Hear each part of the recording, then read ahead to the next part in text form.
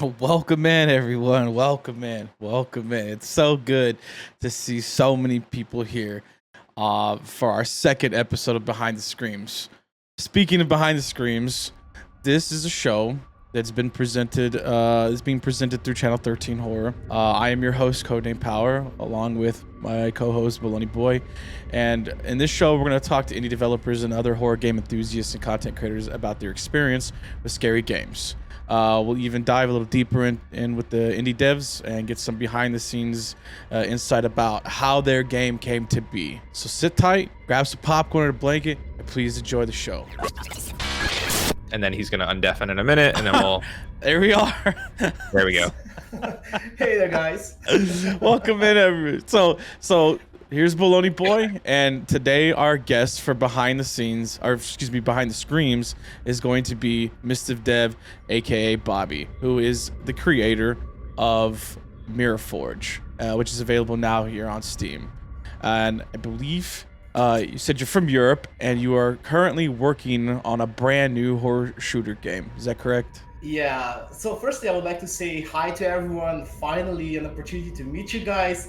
I was very excited to meet all of you, but I'm gonna be honest, I'm especially excited to meet Baloney Boys and Power here, especially because we were in touch with Power for the voice acting of Mirror Forge, and it's so cool to be here and read all of your comments and talk with you guys. It's amazing. To answer your question, Power, yeah, I'm working at the moment on 2 games. They're early prototypes. I'm working with my brother, who's the programmer. Previously, Mirror Forge, he was helping me out, but now I asked him, it's very bad from my side, but I asked him to quit his job and come full time with me. So I'm a very bad person. So, so yeah, he came to work with me, and we started doing some prototyping on 2 very different games. Not really sure if they're gonna be realized as full projects, but so far the prototype is going very good. It's a first-person survival horror shooter. Ooh. So I was listening to a community who already played Mirror Forge. There are a lot of them who said we want guns, and I said I'm gonna give you guns, guys. The next game is gonna be with guns. Leave that what was he called, seal of nerd to the side. Yeah. That means you did well as a developer, right? When the community needs a gun to defend themselves. Well, I might say okay, but it's gonna have limited ammo, so I'm not really sure about that. Oh, Great.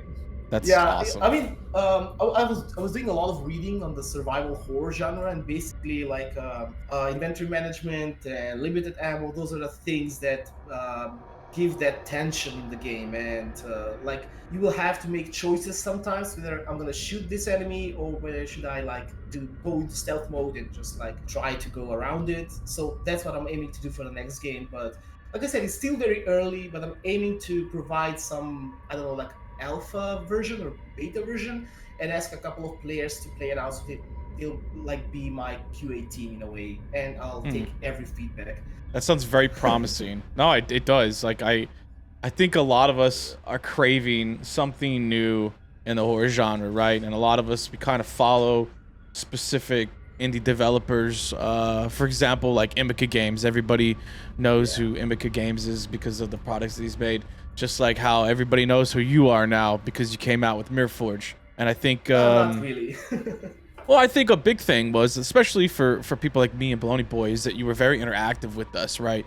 You would come in during our streams and you would talk to us, and you would, in ways, kind of guide us through to get what the desired effect was, which I thought was really neat. And I think, honestly, I don't know about you, Baloney Boy, but I think he was the first developer actually to come into my stream and watch me play the demo. I remember the demo was out, and we played the demo, and I think you were the first developer to ever show up in my stream and kind of talk to me while I was playing the game. Yeah, well, I was just saying, I see the developers, they're not any different from streamers or gamers, but we are all people, and I found that I'm coming to your stream, we're gonna hang out, maybe have some chat, and maybe you can provide me some feedback.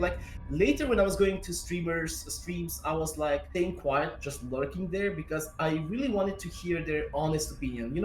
When I come and introduce myself, the feedback won't be the same if I'm like just lurking and watching them play. It's not like sometimes like there were streamers who said like, oh my god, this is very bad, this doesn't work, but that shouldn't be taken like an offense. I can say that I took it like feedback. I'm learning from their gameplay. I'm not very good with playing games, honestly, so the players are the guys who gonna tell me how to make the game, if you know what I mean. Yeah. Yeah, no, understand. It's like you said, like you're quality testing, but it's like you're watching it from like an unbiased opinion. Especially if you're Yeah. lurking, because they don't know that you're in there, right? Because if they know you're in there, they may be a little like soft-handed with their comments. They'd be like, "Oh, that's okay," but it's like, if you're not, it's like they're like, "This sucks." Like I don't know, but like I understand it from like, for me when I do it, like when I play games, I'm like, this doesn't work. I try to look at it from like all lenses, right? Like I have no idea how hard it is to make a game, so I'm not gonna sit here and be like, this game sucks, unless it's like Valorant or Call of Duty. Like those games suck, all right? But like, but if it's like like one person putting all their time and energy into this, like I'm really gonna look at it from a very like soft lens and just have my opinion, but not be a dick about it. I mean, the horror community in overall is very supportive. That's why like there are a lot of horror indie devs who succeed, who make good games. There are a lot of successful indie games like IMA Games, like you mentioned earlier. So it's always good to listen to the feedback, because that's how you grow. That's how you learn. Where do you need to become better? So yeah, that's why mostly I lurk when I go to streams, because I want to hear their honest opinions, so I know what to do when my next project comes up. That's and yeah, awesome. Call of Duty sucks. I just read this. I just read on the chat there. Oh man, I agree. I will say. I will say that, you guys mentioned, you talk about seeing things through a different lens, especially when you find out like that it's an indie developer, right? And I think that like your baseline for expectations changes when you find out that an indie developer is the one who created the game, right? So I'll say specifically for Mirror Forge, right? When I was just playing the demo, right, and I found out it was an indie developer, like it was just you that made the game, I was like, holy crap, this completely changes my perspective on this game. Rather than thinking, maybe somebody, I was thinking in my head, like, this could have been better, this could have been better, right? But then you're like, well, shit, that's just one guy doing everything. Now I'm impressed. Now I went from thinking this could be better, to like, wow, this is pretty impressive. You know what I mean? And the fact that you're like calculating in your head where to place things and what to show at specific points. It's just, I can see why you dive into chats and you have conversations with people, and you sometimes guide people, because it just makes it that much better. And then like Baloney Boy said, it's like you're basically playtesting, right? And you're just getting feedback from people's reactions and stuff like that. I mean, I think that's so amazing. It's so impressive that you went from demo to a full-blown game. And not only that, is you got like the entire community involved. Like I was just one of several voices that was a cameo in that game. And the fact that you had multiple people coming in and doing that, and then when people are playing, you're like, oh my God, I recognize that voice. That blows my mind. That's so impressive that you did that, to be honest. Yeah, it was a very cool experience watching other streamers like find their friends, like and recognize the voice. It was so good. Yeah, I really loved it. But I'm gonna say like I'm a very talkative person, and I love hanging out with people, and it was so cool to meet all of you guys and be part of the project and everything. It was so exciting. So yeah, it was a great experience. Probably I'm gonna do it like for another project, I guess. Well, we're here, man. We're excited for it. Yeah, although like for probably, I'm not really sure, but for the next project, I'm aiming to have not that much voice acting, because honestly, voice acting can be very hard. Voice acting is, if you don't get it right, it's very hard. And when voice actors, like real professional voice actors, send me their lines, I'm not that good at telling whether this is good or bad.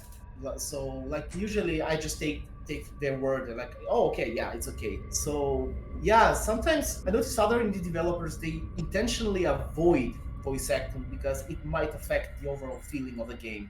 So sometimes it can be hard to find like the right person for the right role. I agree. Now I feel a type of way that you didn't give me like real feedback on my voice acting. I'm like, oh my God, did I do good now? Or you blew it, like, bro. he was just like, he was like, I don't have the heart to tell him he's trash. Ooh, I'll put it in, but cut it down. Hey man, if you need any like crying babies, I'm in there, bro. I feel like anybody who's watched me, like when I have to read a lot at one time, my brain just kind of like shuts down towards the end. Keep it to like a crying baby, and I'm your man. Well, I'll keep that in mind. For the next game, I'm not really sure whether I'll have babies or not because I already used those babies for Mirror Forge. Power knows it too well. Yes, I do. Oh man, dude, that game was me. Speaking of the game itself, like, so like, what inspired you to make this game? Like, what was it that you said one day you're like, you know what, I'm gonna make a game and it's gonna be about the Anunnaki and whatnot? What kind of brought you to that point? That's a very tough question. So, like, when I started Mirror Forge, how do I say it? Here's the thing. Like, when I play some games, like in this period, those games usually affect me. And at that period, before I started Mirror Forge, I was playing a lot of games like Outlast, like Layers of Fear, like Visage.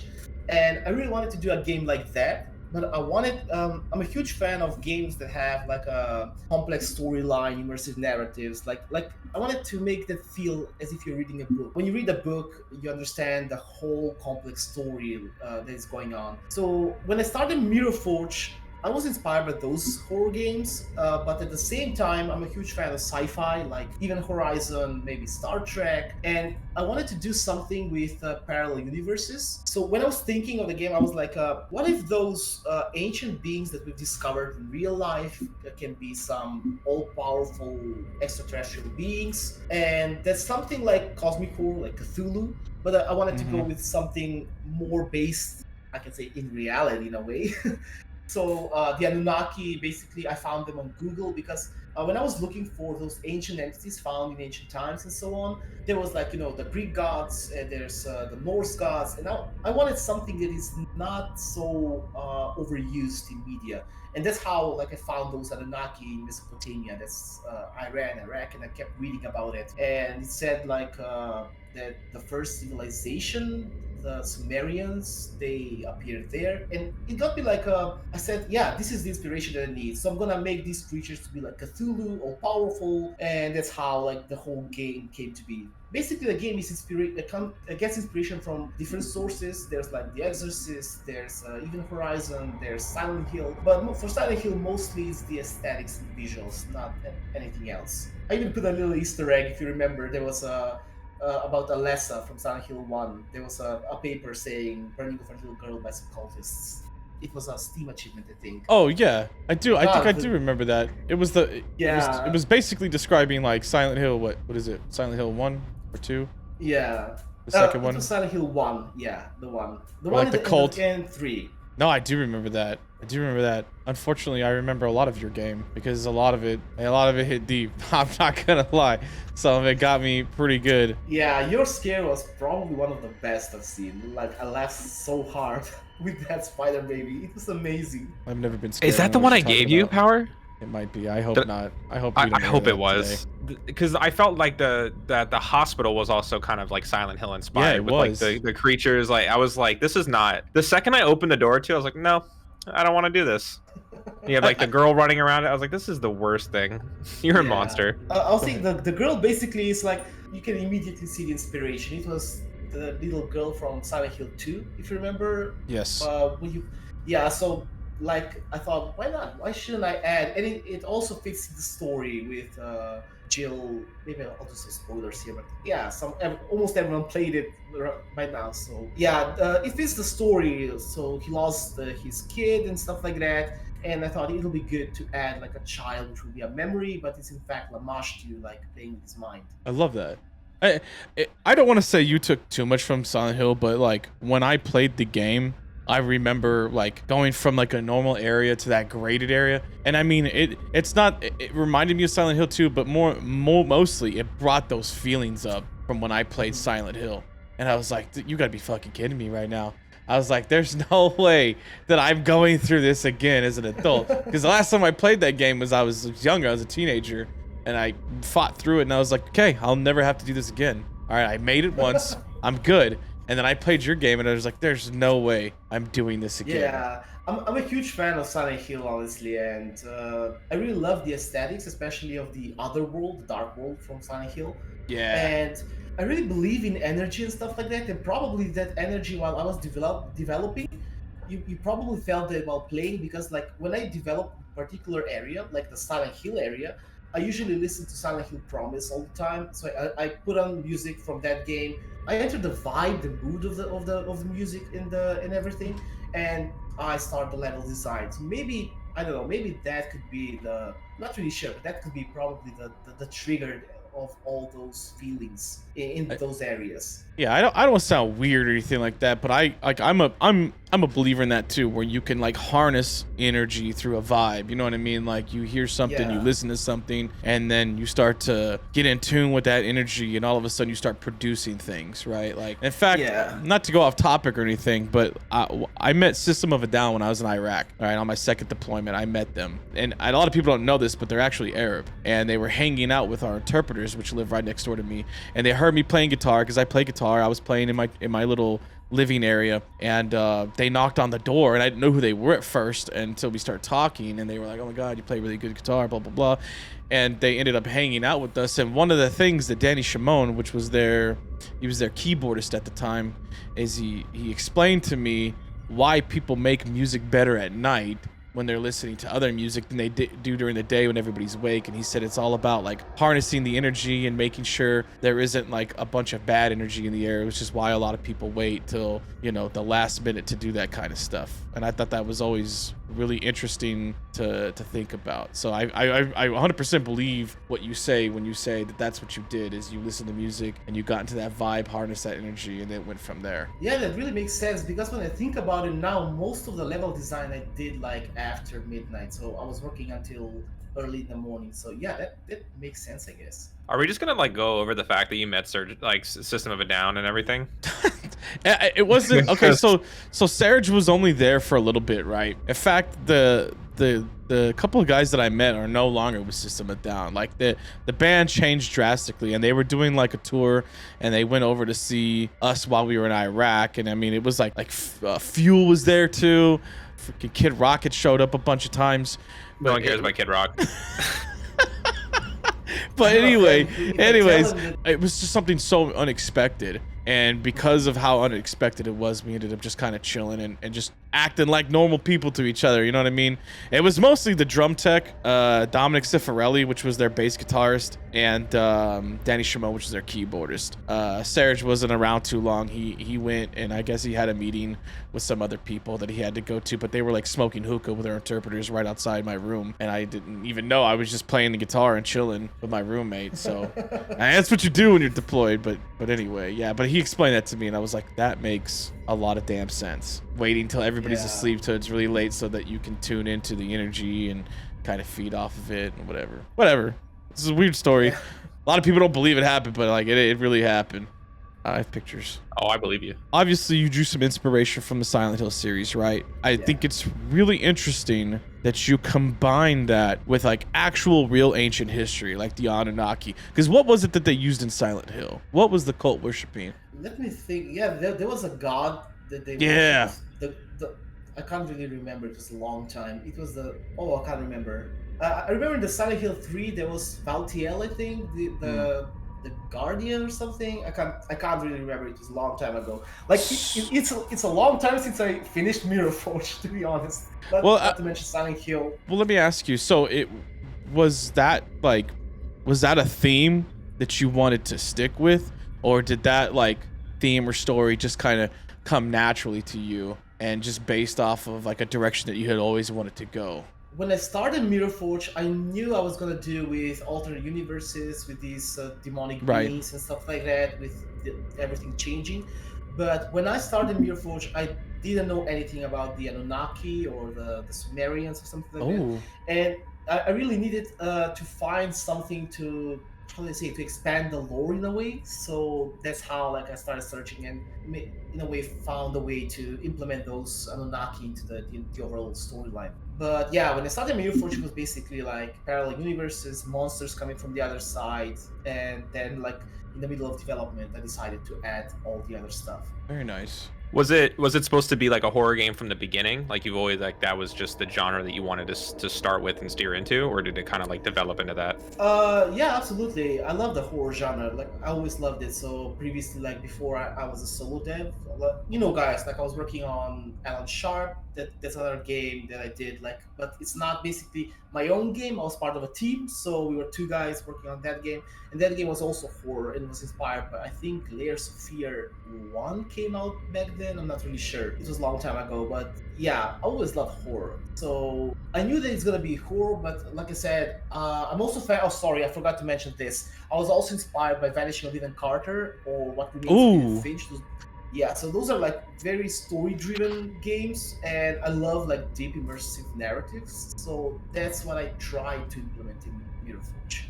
Nice, So, cool. That kind of answers the next question too. At the moment, I'm just like waiting in chat for someone to troll me like, you've tried and you failed. No.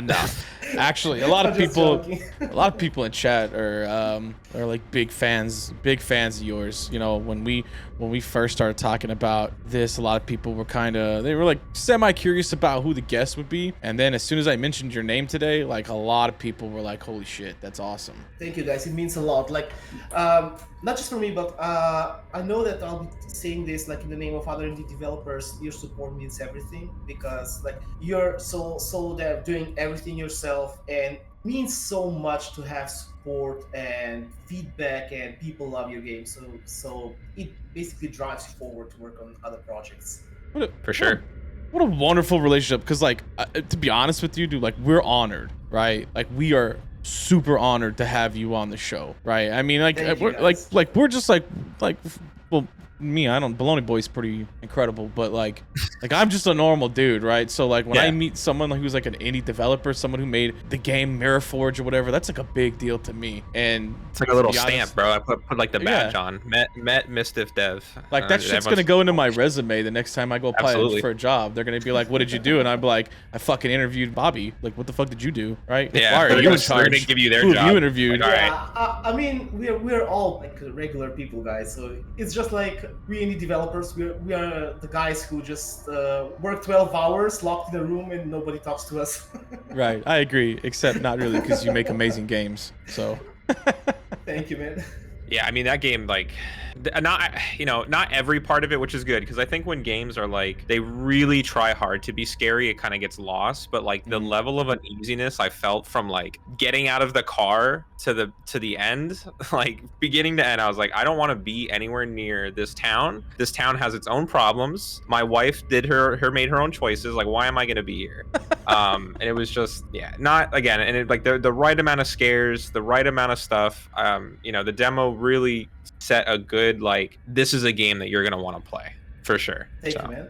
Yeah, absolutely. I loved it. I really did. I mean, honestly, I'm gonna say like there's no perfect game. There's always things that could be better. But like when I look back, like all the games I did before, like Alan Sharp and Mirror Forges in the past, there's always something that you can learn for the next project. So yeah, there are things that probably have been better, but like I'm just saying, yeah, they're a good opportunity to learn, to listen to the community, what they said, what can be improved. So for Mirror Forge, I'm generally satisfied how it went, everything, and there are a couple of things that like I've written down on the paper so I know what to focus on for my next project. And for the next project, I should tell you this, guys, but for the next project, I'm aiming to have like randomized scares, and also have you played Left 4 Dead? I have. Yes. So I don't know if you know the development part, that there's a game manager in the game that tracks your every move. Mm-hmm. And I'm aiming to do like, for example, there should be a scare at this particular place. There will be like a huge, how to describe it, not to be like program, like talking as a programmer, like over 100 scares, different scares, but not jump scares, but mainly like how Resident Evil does it. Like if a monster pops up, you're gonna have to either shoot it. It's not gonna be like simple jump scare that vanishes. It's gonna be something that has meaning. So maybe it'll attack you, maybe it'll just like pass like in front of a door or something. So I'm aiming to have like 100 jump scares and make the game choose randomly which scare to put. But at the same time, the game manager will check whether there was a jump scare in the past, like randomly from 15 to 18 minutes. So the jump scares won't be that how to say it, like they won't happen that often. So if you have like 100 jump scares happening randomly, sometimes they even won't happen. It will have a huge replayability and replayable value, I might say. So I'm aiming to do that, but it's a very complex system, so it's gonna take me time just to do it. So it's like a dynamic type of it's like a dynamic random scare generator almost, or is it like the level of scare that it implements will change depending on how you play through the game? Yeah, so the two things we're focusing at the moment, the two things we did today is the first one is we're gonna have choices in the game. So for example, if you do one thing, it will suddenly load another level. You won't have loading screen or anything, but it'll load, for example, one hallway. But if another streamer or player does something else at that same spot, it'll load something different. So I'm aiming to do like a difference in gameplay. So like when people watch streamers, they will see like that every streamer has a different approach to the game. There will be different paths. For example,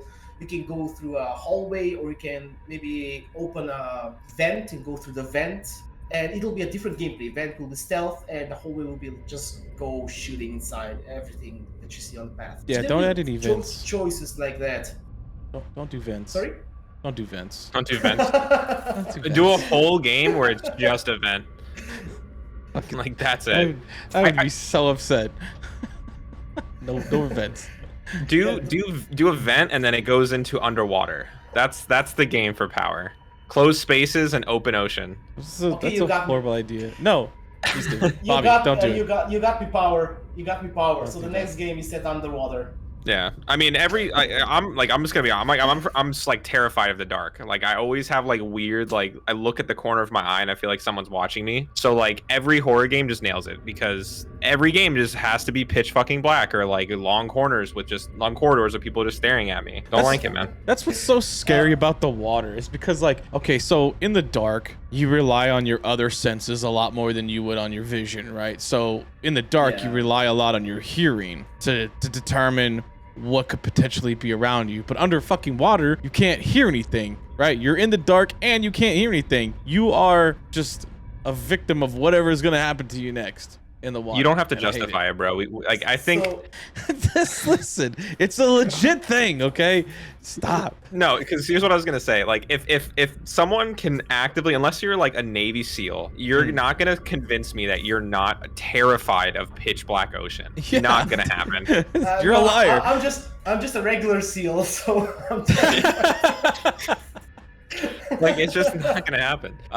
But going back to like the randomizer, that to me is like, because you can watch like a horror game compilation and a lot of the stuff is in the same spot, right? So Yes. unless the person that's doing the reaction is like really good, a lot of it, like the rest of it, can kind of feel dull in comparison. And I don't mean to like call anybody out, but like Power's vent versus like, you know, my vent jump scare is going to be way different, because Power, like, I think there was a part in that where you like looked to your future to make sure you're making the right choices when you were in that vent. You know what I mean? Like you wanted to turn that game off, but being able to like not know what's happening, and then the replay value from that is huge, because not only the choices, but like if I go through the same hallway twice, and one time I go through and it's nothing, and the second time I go through and the fucking ceiling collapses on me, like I think that's gonna be that's awesome. Yeah, that's what I'm aiming for. So those are two different systems. The one is like having a completely different level for other player. For example, you play like going through hallways, and these choices like change the level will happen like every 15 to 20 minutes. For example, you have one lever, this limited power, and you can choose either the lever or the vent or something else, and it'll change the level. And there's also the other system was the randomized scare events, but like I said, I'm aiming to do not the regular scares, like something coming out, for example, the spider baby power. In Mirror Forge, it was just like going through you, jump scares you, but in this game, I'm gonna make it like a real AI. If Spider Baby jumps at you, it's gonna attack you. So you're gonna have to shoot it down or something like that. So I'm gonna try and avoid like regular jump scares. Everything's gonna be either AI or, like you said, like ceiling crashing down. If the ceiling falls down, you can take a new route. My idea is like when fans or streamers watch this game, they would be like, yeah, I want to try that and see how it'll work out for me. What if I do this other thing? How will it be? So that's what I'm aiming to do with this other game. I love it. Very I cool. love the way it sounds. Hell yeah. Yeah. Why mirrors? Because mirrors are creepy. You know, I feel like there's like a creepy pasta on mirrors where they are doorways to other universes, right? Like a different dimension. Is that the reason why, or what was it? No, honestly, I didn't follow creepypasta much. Like, I didn't read a lot of stuff from creepypasta back then. I was talking with a friend. We were having a huge pint of beer in an Irish pub, and this idea came up, like mirrors are like as if you're staring into your own soul. And I thought, like, what if they're portals? And that's how the idea came to me. And I was like, I'm gonna use those mirrors. And just then another thing came in my mind, like, imagine you have a mirror and you're sleeping, and in the middle of the night you wake up and you see yourself in the mirror. Like, it doesn't have to be anything like supernatural. It's just like a regular thing. When you wake up and you see a shadow in the mirror, you're gonna be terrified. So I said, mirror are a good thing for horror games, and I'm gonna use them. That's how it started, basically. And for the Mirror Forge name, the name itself, I was a marketer for 3 years, doing digital marketing before I was a game dev. And I was looking for a name that doesn't have anything related in the entertainment industry, like Mirror Forge. And I was looking for a name that will not be the same like some movie or book community. And I asked them, like, guys, which name do you think is the best? And they chose Mirror Forge. And it's definitely a good name because it nails what the concept was, you know. Oh, thank you. But yeah, it kind of reminds me of I don't know if you've ever watched Constantine. But like the beginning of it, right, where it takes the demon from the I can't spoil this. The movie's been out for like 50 years. Yeah. But where it like takes the demon out of the girl, and then it kind of like is that gateway, or like that connection to another, not necessarily one universe, but maybe like another, or any amount, like whatever is gonna get through it first. I mean, only Keanu can take out a demon like that. Hey, they got the second one in the mix. All right, so Yeah. maybe they bring back Shia LaBeouf, maybe they don't. I don't know. Did he die in the movie? He does, yes. Spoilers Yeah. for a 15-year-old movie, but I mean, he does go to heaven and hell, you know. Did you watch the TV show from Constantine? There was I a have TV not show, yet. There was, Oh no. yeah, there was only one season, I think. It was kind of Oh, cool, I guess. that's right. I do remember that. Yeah, and he also appears like in Arrow, I think, or The Flash. I can't remember those. Let's It was find in one out. of those shows. Yeah. Matt Ryan. I have no idea who this guy is. So I mean, like, honestly, John Constantine's originally Australian, right? Like, that's who his character is in the comics. That's who his character is in the cartoons. He's Australian. So I think they were trying to just go back to that, right? Go back to like the comic source. But even Keanu Reeves said it himself, though. Like, if there was one character he could go back and do, it's John Constantine. Yeah, I can't wait to watch Constantine 2. I really hope they do can't. it, like, right? Because, like, I don't know, like, nowadays, a lot of movies are not that good, honestly. Like, they're doing some stuff, I don't know, and changing a lot of stuff.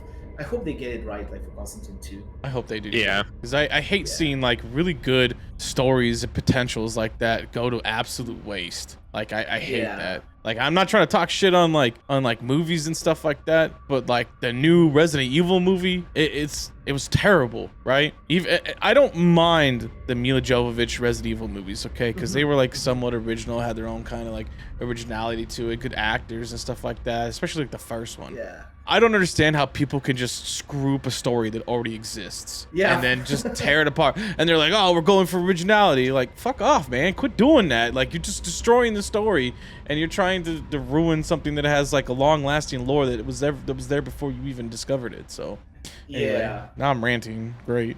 Great.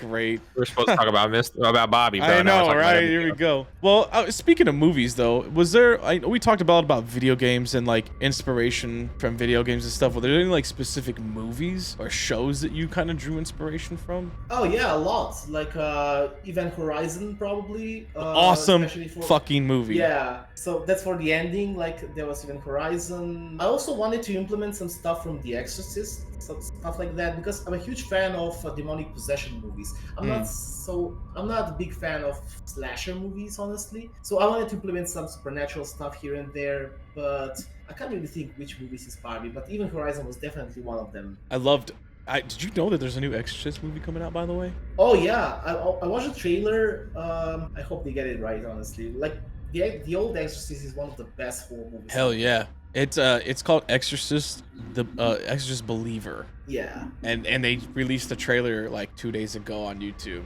Anyway, I don't talk about it. Wasn't there another one with like, what's his name, dude? Kurt Russell? No. Oh, like Exorcism of the Priest or something like that. Didn't that just come out? Of Emily Oh, the Pope's Exorcist. Post-Exorcist. Okay. Oh yeah. That's a true story, by the way. Aren't they all? Isn't every story a true story? Yeah, oh, that's not based good on- ratings. Russell Crowe, Kurt Russell. It was Russell Crowe. Yes, I was Snake close. Plissken's just exercising women. Hey, come on, let's go. It's Kurt Russell Crowe. There was a movie that popped up on like when I was it was an ad on YouTube or something. It was called The Exorcism of God. I don't know if you've seen that one. It's a B-rated movie, but it was like so weird. It's one of them like B movies. One of them like yeah. some dorky B movie. That's okay. Dorky B movies are good too, though. There are movies that are like so bad that they're good, and you'd love watching them. Like especially with friends, like Sharknado. Sharknado is. Who the fuck gave them money to do Sharknado 7? Sharknado 1. It's like bankrolled all of it. Who's giving them this money to make this flying shark go at a guy with a chainsaw? 8 movies in. It's ridiculous. I'm telling you, bro, the first one just did so good. Tara Reid. Like, what the fuck? She went from American Pie to Sharknado 8. It's ridiculous. Yeah, because she didn't do anything else in between. Let's check Sharknado gross profit, all right? Sharknado gross profit? There's no way.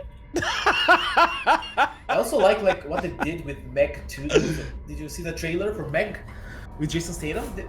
I'm so happy they no longer take it seriously. Like, yeah, it's more like comedy action in a way. Yes. And like it went from like being like a real effort to make something that could be in theaters to just saying, fuck it, this isn't going to go anywhere, let's just do this for fun. Which is strange because the book was I actually read the book years ago and I read it a few times. Like the books are not bad, but it was kind of like that, where the first one was like all about itself and the second one was like, it's a giant shark, what are you gonna do? That's kind of what they did with Evil Dead as well, with Ash. It went from being like a serious horror movie. Yes.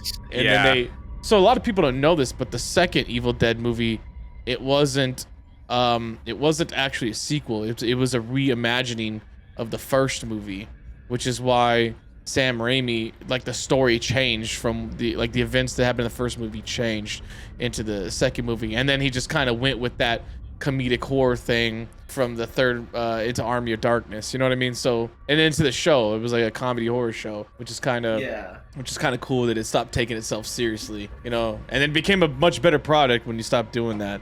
But anyway, so moving on from like, you know, what inspired you, let's move into like some of the the development went into the development. What were some of your biggest challenges during the development of Mirror Forge? I'm gonna say like there are 3 things that I hate in game development, but you gotta do them anyways. So the first thing I don't like doing is UVs. So basically that's like UV mapping. That's like how the texture will be on a particular object or like character. So you gotta do the mapping first before texturing. It's not hard, but it's so time consuming, and it's personally me, I don't find it creative. So that's something I don't like.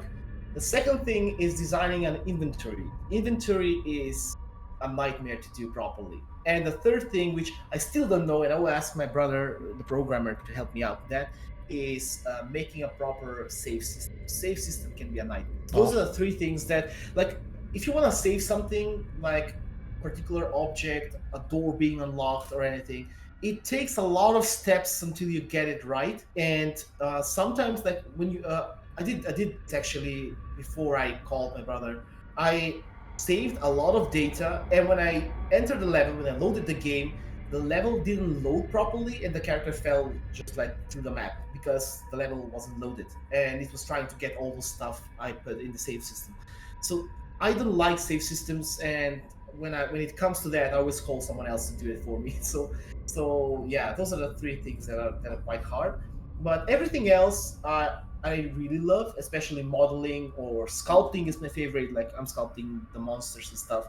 For Mirror Forge, for the monsters, I ended up, because like if you remember in the industrial zone of Mirror Forge, the second part when you crash the car, it's a big area, there are a lot of details, and I was aiming for realistic stuff. And during development, I ended up with some low frame rates. I had to lower the polygons, that's the geometry of the models, and I had to like find a balance between quality and performance. So it was very hard at that particular part. Like there are a lot of monsters rushing at you. You need to have lower polygons. That means like low poly versions of them. And I ended up like reducing the polygons by 70% or something. So yeah, that was a lot. So I mean, and then that's like another thing, because you talked about save files and you talked about inventory. So like it is so easy to overlook and be like, oh, a save file should just work. Like all the stuff that you're trying to save at one time is absurd. So yeah, it's crazy. Yeah, especially if you do save, like for example, for a simple door, you're gonna have to save variables, then load those variables. Be careful not to overload it. So there's a lot of stuff with save systems. yeah, because I remember, I'm not even going to say what game it was, but like there was a game that's like heavily reliant on you being able to unlock doors, and you need keys in your inventory, and you can put the keys back out of the inventory to save space. So you have to make that sacrifice. And I remember one time my game crashed, I load back in and my save was outside of the door with my inventory and I couldn't get to anything. So I'm like, well, now what do I do? Yeah. And then for inventory, do you mean like selectable inventory, or do you mean like saved inventory? Because I know there's some games that are just like, you have the thing and it's going to be used when you need to use it, not like being able to think like, do I need to take this out now from my inventory and use it? Yeah, I was referring to the second one. So like inventory, like I don't know, like where you have slots where you can move items, or basically just like a widget, a window opening on the screen, so you can see what you have. And saving that, even designing it, like having a basic inventory can be tough. I talked with some other indie devs that I met, and they had a lot of issues. And I always tell them, like, I feel you, brother. I know how hard it is. There are a lot of like I'm not gonna dive into the programming part, like arrays and stuff like that, but it's complicated to do a proper inventory. I definitely believe it. Yeah, I mean, and I think like Resident Evil is kind of what like I'm picturing when you say that, with like you have like 9 tiles or whatever, and you're like, you have to do fucking Tetris to make sure you can carry 2 guns to defend yourself. Oh, that's even harder. That's called grid-based inventory. Yeah, and I think Resident Evil 4 had spatial inventory, so I haven't dived into those, but I'm pretty sure they're like very hard, much harder than regular inventory. I feel like that puts more on the player than it does on the developer, right? Yeah. Just give them empty space and they can fill it up however they can, rather than giving them so many slots. But that's like blown my mind. I don't know if you saw me or not, but I caught myself with my mouth open because I was just thinking about like all the shit that you had to do to do something so small that we all take for granted, like saving a game. Yeah, well, I was joking with another dev. We're talking about, for example, as solo dev, if you say like, I want to make an ultra realistic game but set in a single room. It doesn't have to be another room, just a single room. That would be so fucking cool. Yeah, but it's gonna be ultra realistic. And I did like a test, I might say. I picked up a chair and needed to be like a gothic chair, like these vintage chairs, and I need to sculpt it. And so when you think about it, it's modeling, then it becomes sculpting. Then you make another model, which is low poly version of the high poly version of that chair, and then you need to do UV, the texturing, everything. And it took me 6 hours for a single chair. I was like, nope. So it's a single chair, 6 hours. That's a lot. That is a lot. One chair, 6 hours. That's fucking wild. And that makes you think why people just duplicate assets constantly. Exactly. Yeah, that's true. It may only be one chair, but you'll see it 100 times. Yeah, but there'll be another thing. Like, it doesn't necessarily have to be because of time constraints. It might also be because engines usually have something they call instant meshes, so that improves performance. If you have like the same model, for example, I can put 6 chairs around this table, which are not interactable. They don't have physics or anything. And in the background, which the players don't know, you can merge them in a single mesh. So they'll be like a single model, all 6 chairs, and that vastly improves performance. So that helps a lot. Makes sense. It does make sense. I love that. Yeah, that's pretty cool. Man, I was asking about your biggest challenges during development, but now that I kind of like have more insight into what it takes to like do something like save a game, I feel like everything's a challenge at that point. Every time I save, I'm going to thank a developer. Yeah, I would like to thank you so much. I appreciate this. I appreciate this. All right, so did you do a lot of research into the inspiration, or did you just kind of like create your own path? What I mean by that is you took a lot from certain games or certain history, right? Mhm. Did you kind of take it and combine it and then follow the path that's already been written with some of the stuff, or did you just decide to take these specific themes and subjects and then forge your own way forward? I wanted to forge my own way. So when I do some research, especially about lore and stuff like that, I usually write it on Google Drive. So I have a document. When you're doing like something like that, I noticed that on the internet, like people who are more experienced, like with writing scripts and stuff, they do it differently. But when I do it, I usually write it as a book. So for example, if you're writing a book, how the character feels, what he'll see there. So I'm diving into the details. So that's how like I take inspiration. I have various like stickers and read what I found like through my research. Like I was doing research for 2 or 3 weeks. Like for example for the Anunnaki, so it was very important to I wanted like I didn't want to do something like that will insult historically some people who have this history. I wanted to be genuine, so like if the Anu is basically a representation in their culture like Zeus or stuff like that, I wanted to keep it that way. I wanted to be genuine, but at the same time I implemented in the story like a interdimensional being, stuff like that. Mm. So basically I was. This is like more like the ancient aliens theory. So like there were aliens in the past. They came like Yes. yeah, the conspiracy theories. So with all of that being said, what was like the real goal of the game? Was it to be a horror game and instill fear? Were you just trying to tell a story? And with all of that, like, do you feel like you accomplished that goal with the game? Well, actually, it was both. I was trying to tell a story, like I said before. Like I wanted people to feel that the story is complete, like when you finish reading a book. So that's what I wanted to do, and at the same time, to be like a horror game and have those horror elements. I'm like I said, I'm quite satisfied with how Mirrorforge performed and everything. And always it could be better, so I learned a lot of stuff. There were some things which I'm not gonna say, but there were some things that I wanted to change.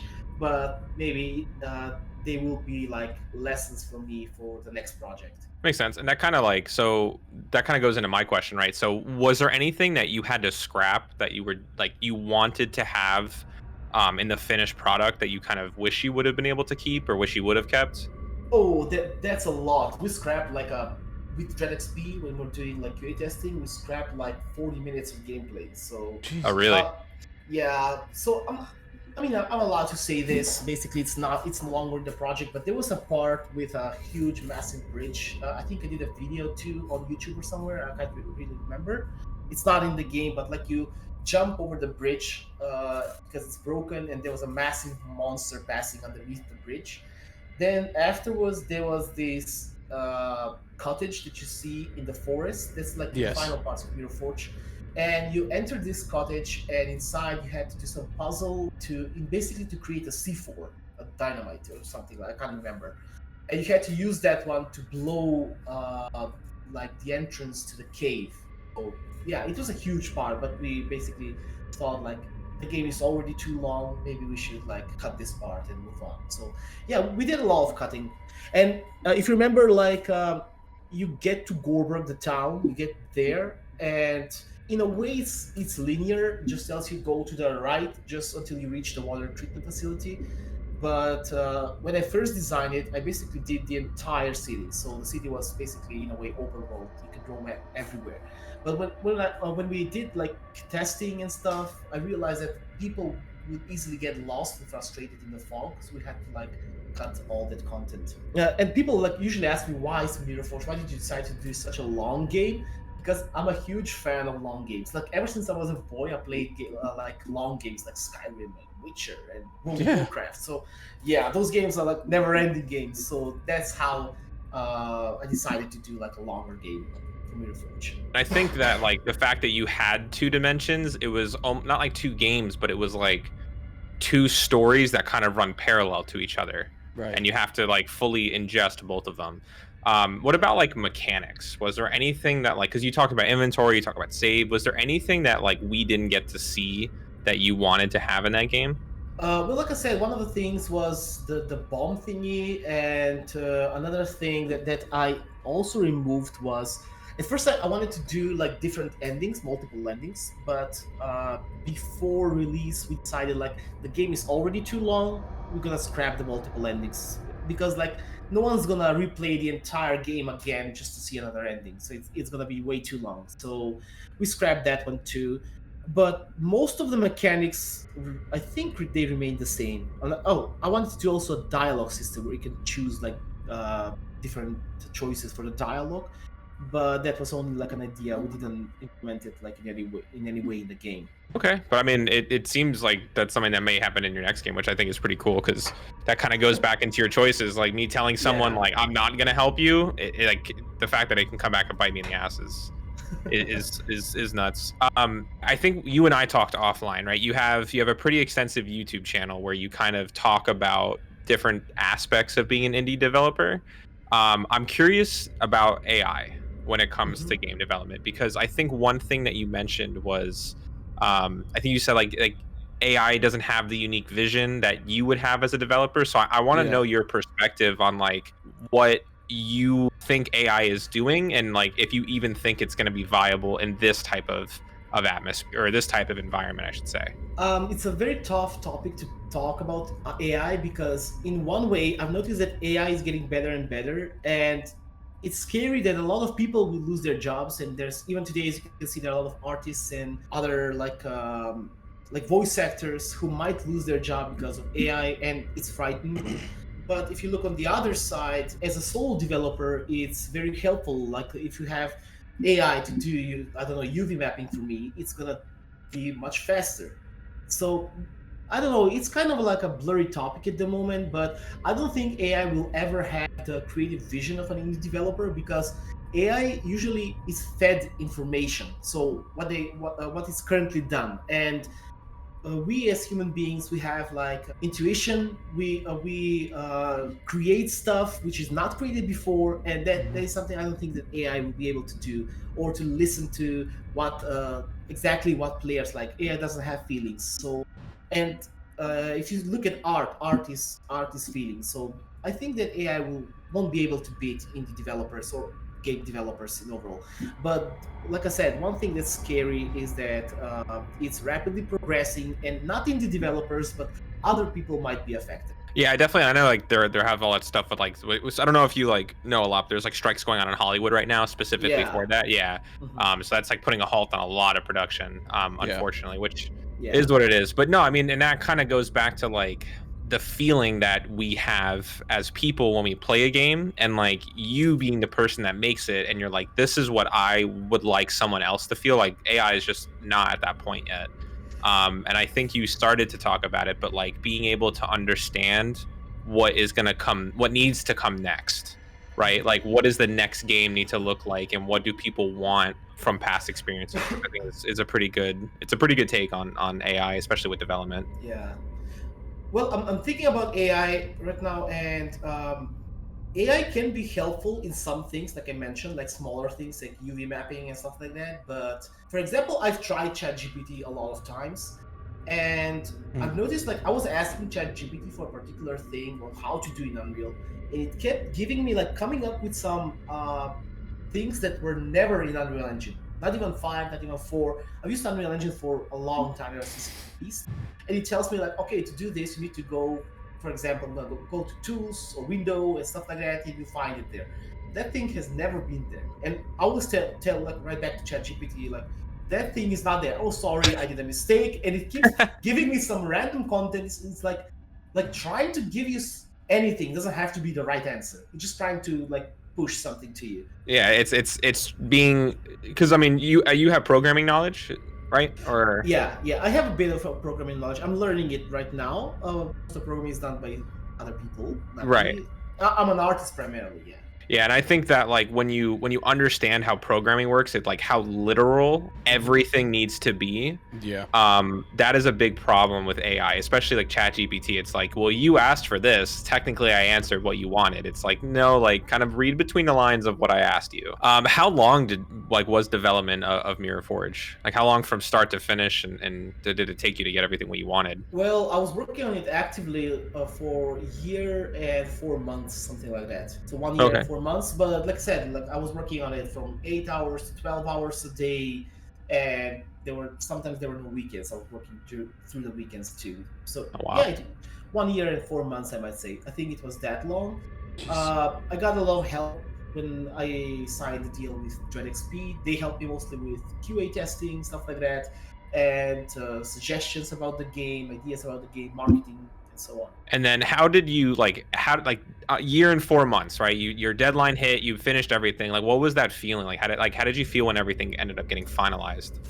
I'm gonna tell you a very interesting story about this. So Okay, I don't let's know hear it. if you've heard, but like it was like the last exactly the day when the Mirrorforge was supposed to be released. So what happened? I was working until 4 in the morning, and I was working on the AI in the final level, like Lamashtu's realm. And suddenly something happened, and the AI, those NPCs throughout the game, the monsters, they all stopped working. Like nothing worked. They weren't moving. They weren't following the player. If you come close to them, they will attack you, but they will stay in place. And I had no idea what went wrong. So I called DreadXP. We had like 6 hours until release, and the game is totally like broken. And there were other developers from the DreadXP team who came with me, and we started checking stuff like try this, try that, and it still didn't work. And luckily, 2 or 3 hours before release, we managed to fix the monsters. It was so scary because like we were gonna release a totally broken game. There was no monster working like in the entire game, so it was bad luck, I might say, like to have something like that to happen like on the day of release. Yeah, I mean, even not even day, but like hours, like Yeah. hours to deadline. I think that would be Yeah. such a good April Fool's, though. Like, you just release a game and all the monsters just stare at you. Like, Mhm. Yeah, that would be. actually, they weren't even staring. They were just like staying, like standing like that. If you come from behind, they won't move. They won't do anything. Only if you Mhm. like approach them, they will just hit you once, and that'll be it. It was very scary. I don't know what to say, I but thank want. God we surpassed that. Yeah. Yeah, for sure. What was it like working with DreadXP It and was like dealing with amazing. them? Yeah, they're like very friendly, very approachable people, and the QA team is very good. They did a lot of testing, like checking and giving suggestions. Yeah, it was great. So you're saying like if you and other indie horror developers that we've talked to get together and you make like a Channel 13 horror gaming studio, develop Mhm. games, you saying we should work with DreadXP as well? Yeah, absolutely. Well, I always encourage indie developers to not be shy and look for publishers. Sorry, publishers can help you a lot. But on the other side, be very careful when you read the agreement because that's legal stuff, and you need to make sure that you have the percentage there, that you have the funding. You will need to justify the funding that you get. So there are some things that you need to go with a lawyer before like signing anything. Right. Okay, we'll keep that in mind when we do the Yeah. Channel 13 horror Yeah. studio. We're gonna steal you. We're gonna steal Mannequin and a bunch of different indie developers, and we're gonna form the Channel 13 horror studio and make a game. That'd be awesome. That's wishful Game thinking. is so fucked up, bro. Are you kidding me? A game would be specifically tailored to mentally fucking us up for life. I guarantee it. It would just be all of Guaranteed. us like picking. So like we would all have a group call where we pick on one streamer at a time, and they're not allowed to be in there. Like, how the hell are we gonna scare the shit out of Carlton? How the hell are we gonna scare the shit out of Jug? Like, what are we like? You know what I mean? Oh my Exactly. god, fuck that. Oh man, how do we finally break breakfast at noon? Like Yeah. how do we break him? That'd be great. That'd be great. I think I put a clip of him in because I know we're gonna start watching the clips shortly here. But I put a clip of him. The fact that he had to walk out of a room, I think is great. When someone has to get away from the game as much as possible, that's how you know as a developer, like you nailed that jump scare. Personally, can't break now. Yeah, You know, no, I've watched Breaking like a lot of times. I have a pretty good idea what can scare him, so I That's your have challenge. something, I I hope. have something cooked up for the next project. Please. You have been challenged. Please. I need this to happen 100%. I need it to happen. Have you dabbled with like VR? Because I think someone in this No, call don't has. do Don't do that shit. With VR, no. Actually, I got VR. I have it here. I think it was Quest 2. Yeah, I wasn't really sure. I haven't tried it because, like, when I was on vacation a couple of years ago, I tried it there and I had a very bad nausea. So I'm not really sure if I'll be able to use it just to check the games. Just but stay away from it. Yeah, yeah. I mean, and for a horror game, I'm really admiring you guys. Like how you play those horror games in VR. I'll never be able to do that. With a Like diaper. it's so That's how terrifying. you do it. That's how You do have it. to like continuously tell, like in your head, you have to repeat like, this is not real. This is not real. Because you also see like all these like clips of people playing VR, and they jump into like their window, or they jump into their TV because they're like standing on the. Oh, No, I wasn't fucking going gay. there. I wasn't going there. But like someone will be like, they'll be like doing like a high wire walk, I think is what they're called, and they like yeah. just jump, and they just jump right into their TV. I was not gonna go there, but You yeah. went there. You 100%. I didn't. Said it. I You didn't. specifically I never that. said the word. Oh, all right, let's my pull up the God. clip. All right, no, we're good. But we are about to roll some clips here for you, Bobby. This is gonna be Channel 13 Horror's like top 5 favorite clips, kind of somewhat. And as we go through the clips, you know, feel free to say what you feel about it and comment on it and all that. Okay, so Yeah, sure thing. Let's do that real quick. Whatever you are, whatever's out there, that's fucking with me. You won't stop me. Oh no. Take it then. Whatever you are, Can y'all hear Thank that? you, Abra. whatever's out there, Love you, dude. that's fucking with me. I do like this You bit as well. won't. Ah! Oh my God, Jam, let's go.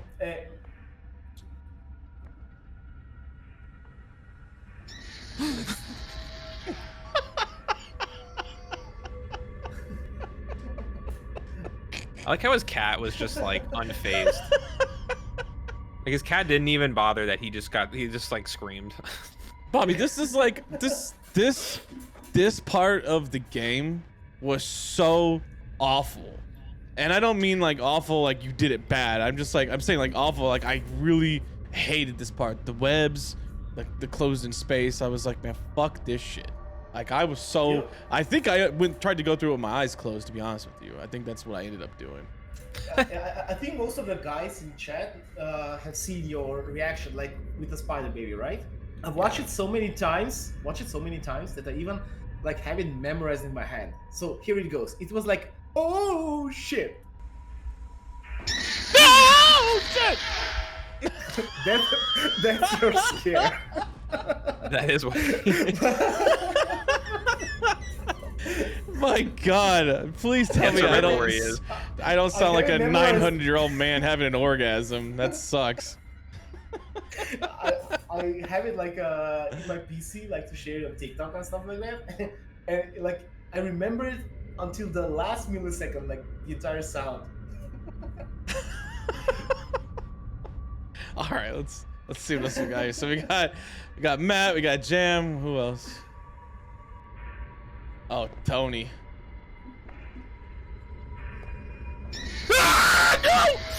No, no. He's out of there. It's gone. Left the building. Man, I'm telling you, that part fucking destroyed me. Like it was so bad, and I know I wasn't the only one that got messed up by it. Oh my God. You know what I'm thinking? If I had more time, what would it have been like if the spider jumped on you and you had to do a quick time event? Why would you do that? I would have quit. I would have quit. I'd have been like, I can't deal with this. No. Because we've been through No. the vent, Goon, been through idiot every goon. direction. I remember this part too. Fuck. We've done that.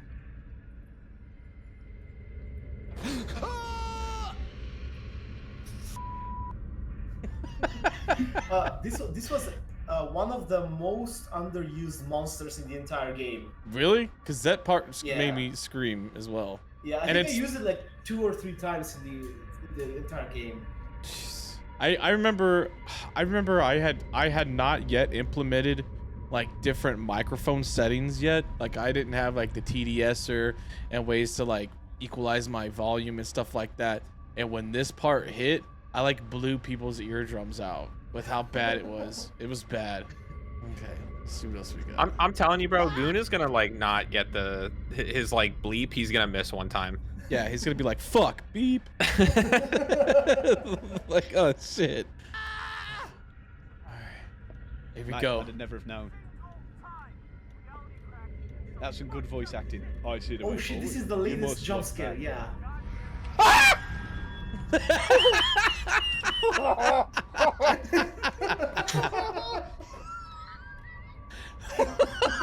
Oh my girly scream! Actually, this scare was added with an Okay, update. wow. So, Okay. Yeah, Yeah, I don't wasn't- remember it. Thought it would be a good idea just to like. At first, it was like the text that was on the floor. That one was there, and it was like metaphorically. You need to look in your past, like in your the story of the character, to know what's going to happen. And then I thought this is a good place for a jump scare. Absolutely. Oh, So I think man. anyone that reads that, like, yeah, look back. Okay, and like, Yeah. That Diabolical. It's funny because Breakfast is usually pretty. He's a difficult man to scare sometimes. He's a difficult man. Like he's easier to scare than I am because I don't get scared, but he gets really. Like it takes a lot to really scare him. And the fact that that scare not only scared him, but then made him go through a variety of different emotions. Like he went from getting scared to screaming like really high pitched to giggling about it and then to questioning his life choices and then walking out of the room. There was a very wide variety of range of emotions he experienced, and I think that says a lot about your ability to provide an amazing game. So I think he almost pissed himself, is what he said. I think that's what he. Give me a second. Yeah, no worries. You were talking, and I had like the Twitch show, and I hear Power talking, and I hear like an echo, and it took me a while to remember that the Twitch is turned on. Sorry. Just say it like that. Yeah. He's been going the whole Oh, interview but just like I this sucks. hope the clip over there, like the clips over there, have Power's jumpscare reaction. They don't. However, I did link it in chat, so we can watch the one I linked. I think we should, Power. Power, this is just for research purposes, like just to see whether I got it right, whether I got it memorized properly. I don't think we should do this. I think we should just move on. Sorry, Ignore bud. it. But I will ask you, besides mine, yeah, like what were some reactions that you thought like, fucking yes, that was like, that's what I needed, that's what I wanted. Like this is specifically like why I bet. And it doesn't have to be like a jump scare, right? Like it could be maybe someone felt really uneasy in a certain part of game that you really intended it to feel like, like. So what were some of your like top 3 in your head? What were your like top 3 favorite reactions? Found out is that the spider baby, the head coming out from the painting, those were like the 2 scares that got like 99% of the streamers who played it. If I go into specifics, there are a lot of streamers that are good. Like I watch Break a lot. Then I watched Tubin. Tubin, he had a lot of scare reactions. So yeah, there are a lot of people. I can't really remember. Like I said, it was a very long time ago. But one thing I know that those 2 jump scares are the ones that got everyone. So yeah, it was. And the funny thing is, like the head coming out of the painting.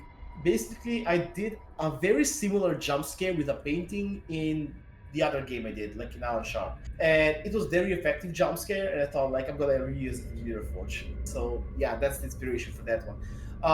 The other one that we saw, like with the meat monster like peeking, that idea came to me like from Dolores in Visage, when you're like in that bathroom and she's like peeking at you.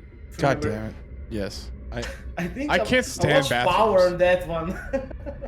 I like that you're That's calling it a really meatball now. Yeah, like you Yeah. have specific names for them. That's awesome.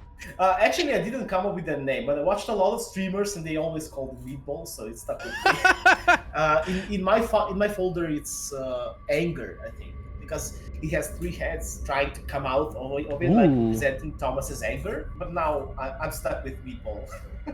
I love that though. I love that. All right, so here's the clip. Once again, it was, oh shit.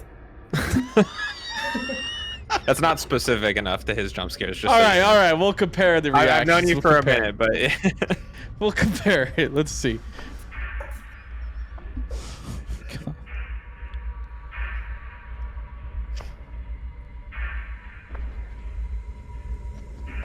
Oh shit!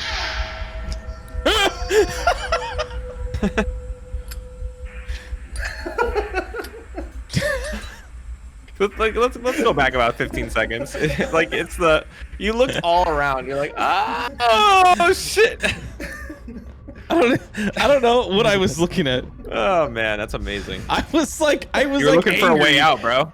I was like angry afterwards. I was like, I can't fucking believe this happened. All right, just one more time. Oh shit! Look Is at it over? look at Bobby in chat. Look at clip that. You turned it. Need key. Clip that. Oh my god. He was like in the chat, fucking loving it. Look, I threw my mouse. That's why my shit was all fucked up. There was another streamer I remember that, and he played it too, and he broke his mouse with the jump scare from the painting. It was like so funny. Never again, dude. Never again. I think for me, like the worst part was the hospital for sure. I don't know why. One of the so I didn't know at first that they wouldn't follow you into a room. So there was a part where one of them was like chasing me into a room, and I just started jumping for like I was trying to jump over the bed, just trying to escape. I just turned around. I was like, oh, all right, we're good. I just kind of went back to it. God damn, that's jumping. Like for the next game, there will be no jumping. Okay. Like usually when you have a jumping, it's always bound to cause some bugs and glitches. Really? Like some collisions, some collisions somewhere that you haven't seen might block the character, make him die or stuff like that. Interesting. So yeah, so that's why like if you can if you remember, like a lot of walking simulator games don't have jumping. Probably the main reason is because jumping can be very critical. Like it might cause a lot of issues. I did not know that or even think about Yeah, that. that makes But I will tell you right now. I'll tell you right now. In your game, because you had jumping, I jumped everywhere, man. Like I was trying to get it because it was like you had constant pressure on me in that game. So like I didn't want these like things to bog me down big time, and I wanted to be able to jump out of reach and then figure out what I was gonna do. I think that was like I just didn't realize that jumping was such a big deal for a developer. That's crazy. That's awesome. Yeah. Usually the collision might cause some issues. For example, you did some collision on on a bed, but the bed like the legs of the bed are with different collision, and suddenly you decide like instead of the bed being like placed regularly, it will be like rotated. And then you messed up. So when the music started playing somewhere, just like what? So yeah, so you suddenly decide to rotate the bed and you jump on top of it, and it might block the player, it might cause him to die. Collision can be nasty, and usually in bigger studios, a lot of people like go through the entire level and just check different objects just to see whether they have the right collision. So it's very time consuming. Like the amount of like thought process that has to go into like even the most minute stuff when it comes to gaming is oh my god. What a time we live in. I remember like when I was, I mean, this is so off topic. I remember when I was a kid and like just any game I'd play on like a PlayStation 1, I was like, this is it. This is the future. And now it's like, no, like now you gotta like mess with the poly. Like you talked about having to turn down the amount of polygons on an asset so that way it would render properly, which is like, it's crazy that there's so much that has to go into so little in a sense, where it's like the minute stuff that has to take all of your time and effort to make sure it works correctly. Yeah, I mean, there are a lot of stuff regarding optimization. It's not just the polygons. Yeah. For example, today, like if you follow, for example, Unreal Engine 5, it has nanite. There are a lot of technology that can help you with millions of polygons, and we have games like Unrecord or I don't know, like Depart. So games that have like highly realistic graphics. But again, our graphic cards are not that advanced to process so many textures. So I think textures and materials will be a bigger issue to it today than like having a lot of polygons and geometry in a character. One thing I found out is like I don't know, it'll be a long time before like normal I might say graphic cards, not like high-end graphic cards, will be able to stream so many textures. Yeah, no, agreed. Especially like like RTX, right? Yeah. The amount that has to go into even getting reflections right. Yeah, it's gonna make a really big impact on atmosphere of a game, especially when the light sources and everything. Because for you, like you had that in Mirrorforge, you had a device that was like a light bomb. Yeah. Being able to do all of that, like that's a lot. Yeah, well, another thing is like Regarding the reflections you mentioned in games, have you noticed that a lot of games don't have mirrors? And the main reason is because if you have a mirror and you have a lot of details that need to be reflected on the mirror, like I don't know, like character with a lot of polygons and textures and the background, you need to basically have another camera, which is called or planar reflection is called in Unreal. It basically ticks every frame, so every frame it needs to update. That's like turning on the game 2 times and have it run on your PC. So it affects performance heavily. That's why usually developers avoid mirrors or either make them broken and stuff like that. That's a good point. I mean, it's that makes sense to think about, but like now you can think like, why are so many of this specific thing broken? Like, and I feel like a lot of horror games kind of go into that trope where like something happens, a mirror breaks, and it's like it was scary, but now they just didn't want to, they didn't want to have to render something twice. So speaking of reactions and stuff like that, that's really crazy. I didn't know that about mirrors. I did realize that. I was like, fucking, there's no mirrors or whatever. But anyway, so we went over my reaction. Here is BB Cake's reaction here. B-boy, Baloney Boy, Brian, B. Ryan. You know, he's got a lot. He goes by many, multiple names. Many faces. Many faces, many hats, many names. But here's his reaction in Mirror Forge. Okay. Let me turn the volume on. Stop! Stop! Get away! Get away! Oh. Oh.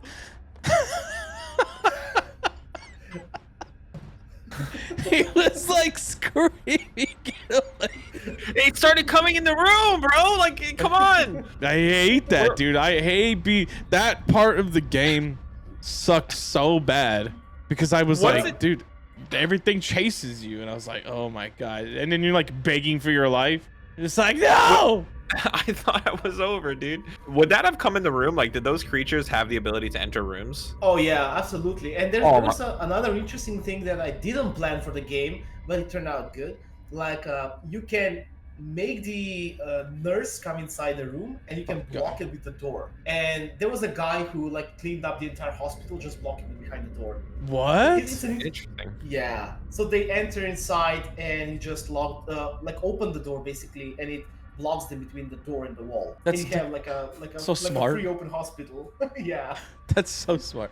So, you know, we talked about development earlier, and I just wanted to kind of ask you, is there places in the game that you paid more attention to than others to get a specific reaction out of, or was it all kind of given the same amount of attention throughout? Well, mostly everything was given the same attention. However, I might say that I was focused on the first parts of the game, like until you reach the open world. Because like that part, how do I say? Like I had more inspiration in that part than later parts because like time was coming, the deadline was like nearing, and working like all day. There was a period when I got like a very bad burnout. So probably the beginning, the first parts of the game, had more focus like from on my side than the ending. So yeah. Are you like overall happy with the reactions? Is there like maybe a specific area that you were looking for a reaction in and you didn't get one? There was probably 1 or 2 jump scares that I didn't get the reaction, but overall I'm very satisfied like with how the game performed and everything. And yeah, I must say I'm quite satisfied with how everything was. I know that there will always be something else that can be done better, but if I continued working like all the time, I see the end. You know, we indie devs are like, let's just add one more thing and add another thing, and the game will never release. So that's why I decided like, okay, it's good, let's release it and focus on the next project. So yeah, there will always be something that can be done better. Okay, so you know how we talked about earlier, we talked about how Sam Raimi went back and like reimagined the first Evil Dead and created Evil Dead 2, right? They also did that with the movie called The Last Shift, right? He went in, he made it, I thought it was a pretty good movie, pretty decent horror movie, but he was limited by like budget constraints and different things and released a product that it wasn't fully what he wanted, and he ended up getting the support from studios to make another movie. And instead of making a whole different movie, what he did is he went back and reimagined his first movie and it added everything that he wanted to add into it, and he called it Malum, which is also coming out as a game as well, but I know it released as a movie. I was wondering, is there something like that you have planned where you're gonna go back and reimagine Mirrorforge and release it to like fully what you had expected, or make like an episodic thing? Are you just kind of like, that's done and I'm gonna move on to this new game? Well, honestly, about Mirrorforge, the agreement with DragonXP is like around 5 years. So if I have anything in my mind about Mirrorforge, I know it doesn't have to be a game. It can be a book or a movie or anything. Okay. I need to get approval from DreadXP before I do anything. But I think I wrote on Twitter, probably not gonna do a remake of the game because that story's already told. But I have a pretty clear vision about if I ever do Mirrorforge 2. So I even wrote it on Twitter, like there are some people who didn't understand the ending, but basically, spoiler alert, like should I tell it? Yeah, if you want. Yeah. Yeah. So spoiler alert, guys. Like they end up stuck in this dark dimension. They can't go back because the mirrors that she used to travel, they aren't working anymore. You've changed Lamash to you can't go anywhere. So Thomas ends up telling Jill, "How do you feel about dilapidated mansion?" What he's referring to is Earldred's mansion that's now ruined. This dark world that is like in a way like apocalyptic world. But you've changed Lamash too, but all the monsters throughout the world. In the paper, it said 70 or 80% of the population vanished. So that means 20% of the people on the entire planet Earth are survivors. There are a lot of monsters around. And if I ever do Mirrorforge 2, it's going to be in a way like Metro or Metro Exodus. So you're part of the survivors, you're fighting, you're like going from one place to another. It'll be a survival horror game. You know, Oh, I love that. Yeah, trying to rebuild humanity in this like dimension. Well, question. So you say they vanished. Now, did they die, or did they just get put in another dimension? Is that something that you're gonna explore in a game if you end up doing a sequel? You mean the people? Yeah, like the rest of humanity. Oh yeah. Because you said they vanished. You didn't say whether or not they died or they perished. Yeah. So basically, if you look at like when the blue explosion occurs and Thomas is teleported to this industrial area, Right. so he's going for Jill, and there's this blue nuclear explosion away, and that blue explosion from the Mirrorforge, it teleports Thomas to this dark reality. So there's a lot of papers throughout the game speaking about blue explosions. So that means that those people are simply teleported somewhere, but they're not in this dark reality anymore. My idea was like the other reality where you're playing the entire game, this dark reality. It was basically the same dimension like ours. There was nothing different, and they screwed it up with the Mirrorforge. There was the explosion, and then everything else happened. And that's how it became different from our own real worlds. That was my idea, but like I said, this is only my vision for Mirrorforge 2. I don't know if it will ever come to fruition, or maybe like after 5 years, if DreadXP don't want, maybe if that expires, I can do Mirrorforge 2. If they do, it'll probably happen. Do you plan on going on that again as like an indie developer, or do you think maybe you're gonna open yourself up to maybe joining or creating a studio to work on these projects? Honestly, like at the moment, I already have a registered studio. Like when I quit my job, I had to register a studio. So I have a studio. I'm like an entity, full-time indie developer, stuff like that. It only depends like on the finances, because if you get people to work for you, you gotta pay them for the work. Yeah, right. So like I've seen a lot of other like options. Like I'm gonna give you revenue share, but honestly, I don't trust this stuff, and I'm always like, if someone does something for me, I want to pay him for taking his time. So if I have the cash, if I have the finances, or maybe funding from a publisher, yeah, absolutely, why not? Me and Baloney Boy will do voice acting for free. Just saying. Telling you, bro, I'll get my baby crying warmed up just in case. Well, if we do Mirrorforge 2, there will be a lot of spider babies. I'm in there, dude. One of them's gonna cry and then just say "fuck you, power." Oh fucking K, that's great to know. So you mentioned that scare with breakfast, that it was something you added after. Is there anything else in Mirrorforge that you kind of you wish you would be able to go back and change, or maybe like alter for the future, for like future games or anything of the sort like that? Yeah, there are a couple of things that I might change, especially environments and the way story is told. But I'm not a person that like looks back and says, "Oh my god, I should have done that." Like, what's done is done. Let's move on. Let's continue forward. We've learned from those mistakes. We've learned from those things. We can do something better like the next time. There will always be something that can be done. Like for example, how do I say it? Like maybe I could have done it a way more better the open world part, or maybe I should have removed the open world part and keep everything like claustrophobic in tight Like areas, and stuff linear. like that. Yeah, yeah, but like even in the beginning of Mirror Forge, a lot of people like said to me it would have been even better if there were guns in the game. So yeah, there are several things that I might have changed, but that's all just lessen what people want, what the community wants, so I can just take that and use it for the next game. And so like what are some lessons that you've learned throughout this, like, you know, as far as, because we talked a lot about environment and atmosphere, we talked about emotions and feelings, like what was a lot of stuff that you learned not only through development but kind of watching people, you know, with your product? I you know. There are a lot of stuff that can be learned. I mean, if we're talking about game development, it's gonna take us all day. Like I learned a lot of things about how to do games. On the other side, I also learned that you can't please everyone, so that's one thing. And I noticed a lot of indie devs like they get terrified or scared of negative reviews and stuff like that. But you can't please everyone. Like, for example, some people want like walking simulators, other people want survival horror games, other people want RPGs. So you need to appeal only to the people you're making the game for. For example, players who play like games similar to the game you're making. So that's one thing I learned. The second thing is always start early with marketing, basically like promoting your game all the time, visibility, asking for feedback, asking people what can be done. If you're doing this game for yourself, you can play it yourself. But if you're doing it for the players, you're gonna ask the players what they want, and you're gonna do it for them.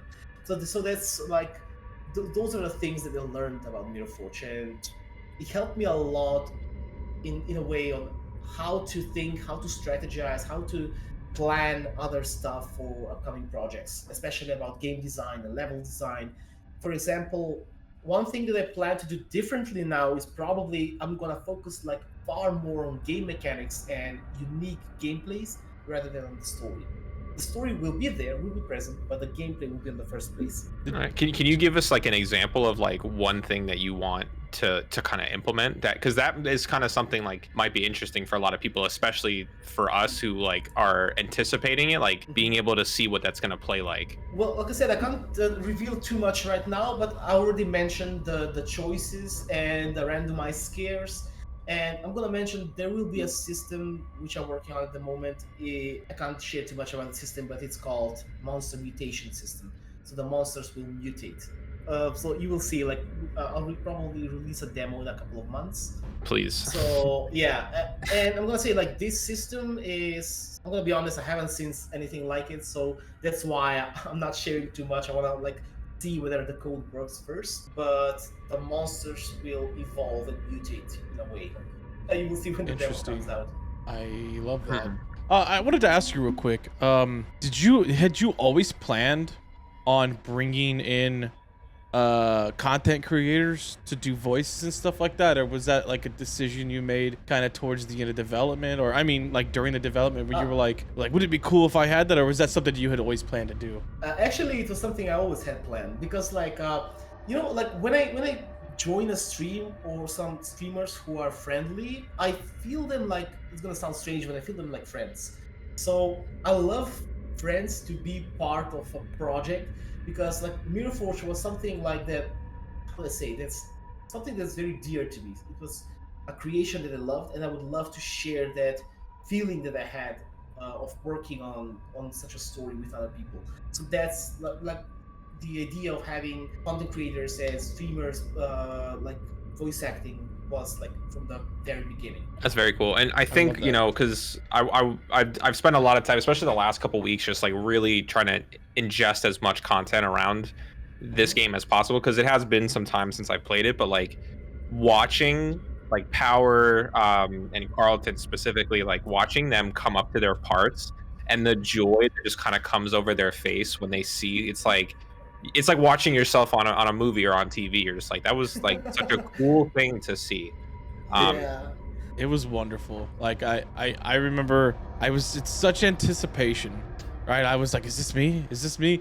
Because you remember I recorded a separate part for you. That part of the game ended up getting cut out. You asked me to come back and do a separate part, and it was the one of the dying soldier. So there's a part towards the middle or the beginning of the game when you enter like the diner, and there's a bunch of soldiers there, and Oh yeah. yeah, there's a bunch of dead bodies, and I was like, oh shit, this is me. So like I kept looking for, I was like, will this soldier talk, you know what I mean? And it ended up not being till like towards the very end, right? But I wasn't upset about that. It's because of that diner part. I was kind of like, okay, well maybe, you know, maybe it's just like an obscure part or whatever, because some of them were a little more obscure. You had to like search for them. So like I 100% guarantee a lot of us that did voice parts, we scoured every inch of your game looking for like hidden voice parts, right? And when my voice part finally came up, I was like, hot damn. I was like, by the way, you are the first game that I've ever been a voice cameo in, and I am absolutely 100% honored to have been that and done that for you. Like it meant a lot. Like it was, Of course, it was man. pretty I'm, cool. I'm honored that all of you guys like accepted to be part of the game. It was so amazing, and Fuck yeah. like, I love the interactions like between us when you were sending me clips and showing me different samples of it, so I could choose. Although I'm a very bad chooser, so like there were a lot of cool clips regarding the parts that were cut for Mirror Forge. It was usually done by the QA team or the publisher. Right. Because like and it's a good thing, because like as indie developers, I'm like, I'm gonna add everything in the game. I'm gonna keep adding stuff more and more and more, and there needs to be someone who will say just stop. Like he's gonna pull the brake and say like, we're gonna remove this doesn't work. I mean, it's hard like when you're working on something that you love, like your own passion project and everything. It's very hard to cut something like that. I remember seeing the part in the game that I was going to be the voice part with, but there was no voice part there at all. It just happened, and you're like, oh, like, and I remember thinking like, oh shit, that was supposed to be the part that I was supposed to speak at. So I thought it was really cool, really like amazing feelings for me inside seeing that. I was like, you know, that was really fucking cool. That was. Wait, so in the diner you were also supposed to have a line as well? It was actually the part right before the diner. So can I tell them, Bobby? Yeah. Okay, sure. so originally he had asked me to do the part of a trucker, right?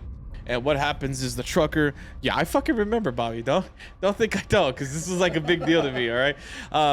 I was supposed to, off in the distance, I was supposed to see a giant creature walking on the back side of the hills, but the creature was so big that you could see it over the mountains and the hills.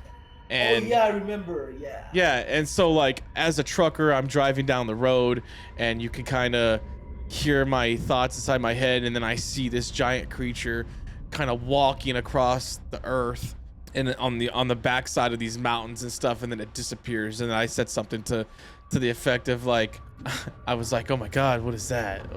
I don't remember exactly what I said, but I just remember like this scene in my head, what it was supposed to sound like. And then it changed to the dying soldier who was trying to stop Eldridge, or knew what Eldridge's plan was.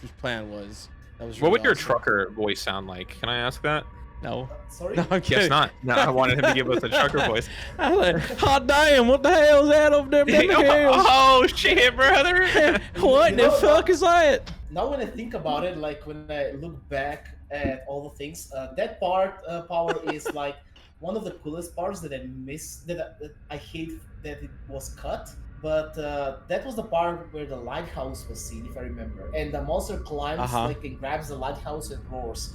It was like one of the best animations for me, at least, that I did, and it got cut. So I'm pretty angry about that one.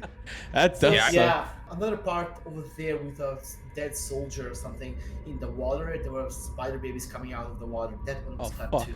Yeah, when I think about it, it's more like an hour being cut from the game. I would have That's fucking. really interesting. I would have died seeing that. I'd be like, oh, nah, I'm good. I quit. Hot nigga to die, what's that over them hills? It's coming out of the water. That's a big ass foot.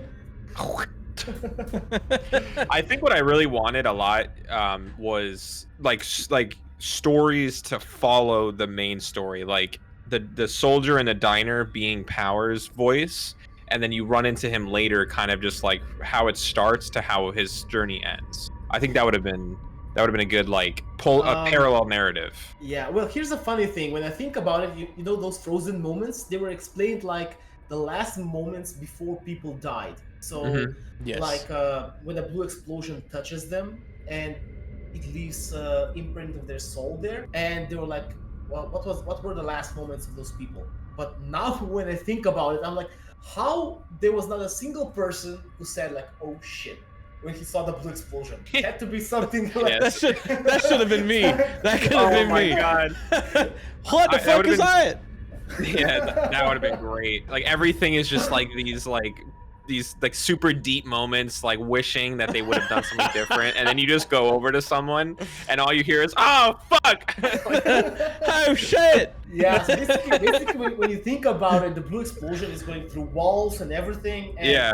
they're doing something. The people they're like talking something, and I was like thinking how there wasn't a single person like saying something regular, like, can you hand me over and the blue explosion gets it, you know? Like, oh shit, I'm out of toilet paper. Boom. That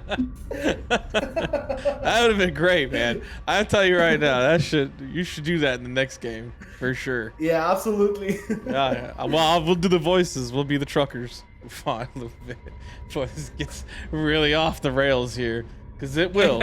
I know it will. What are just because I know you mentioned you work with Jet XP, what's like some, and I don't want you to like, you know, badmouth them, but what is like some interesting things being a solo dev working with like a bigger studio like that?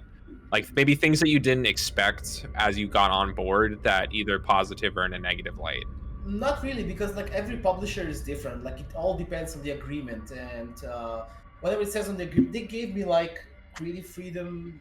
They gave me the finances and the marketing. So yeah, it depends on the publisher, honestly. But I mean, before I got into like any agreement, I'm gonna say this: like, DreadXP weren't the only publisher reaching out to me. There were like 6 or 7 publishers, and I only decided for DreadXP because I thought they were the best choice. So there were other publishers too, and I was going through those agreements, and at the same time, I went to my lawyer and told him to take a look at all of those agreements to see which one fits the best, which one is the least dangerous.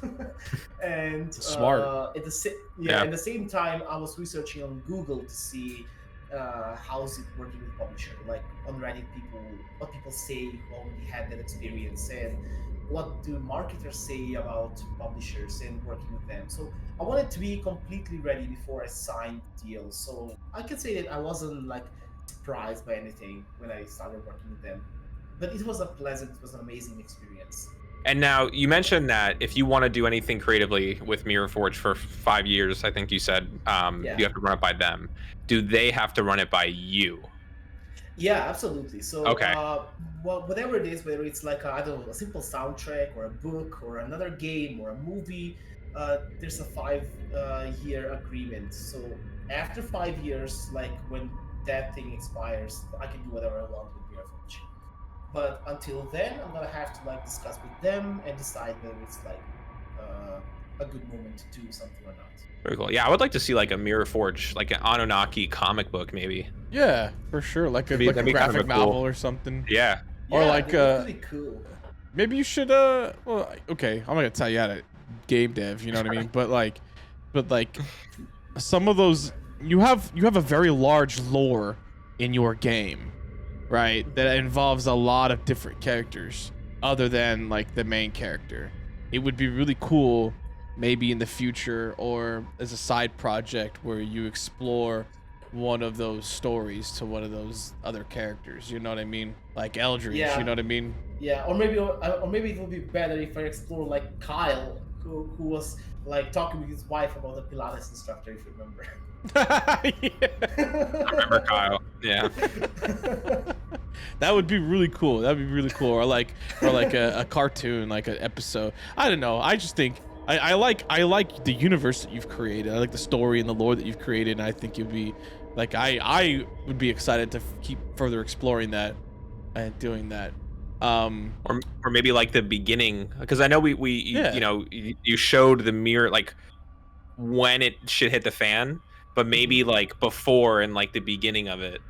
I think that'd be kind of cool. Yeah, so basically in the lore of the game, there were like 3 times they tried to activate the mirror force. So this basically happens like after the 3rd time. So yeah, there's a lot of space, lot of opportunities that you can explore for future projects. I would love to Yeah, see that's that. pretty cool. Was there some like behind the scenes stuff that you did in the game? I know how you mentioned like the 6-hour chair, right? Like taking 6 hours to.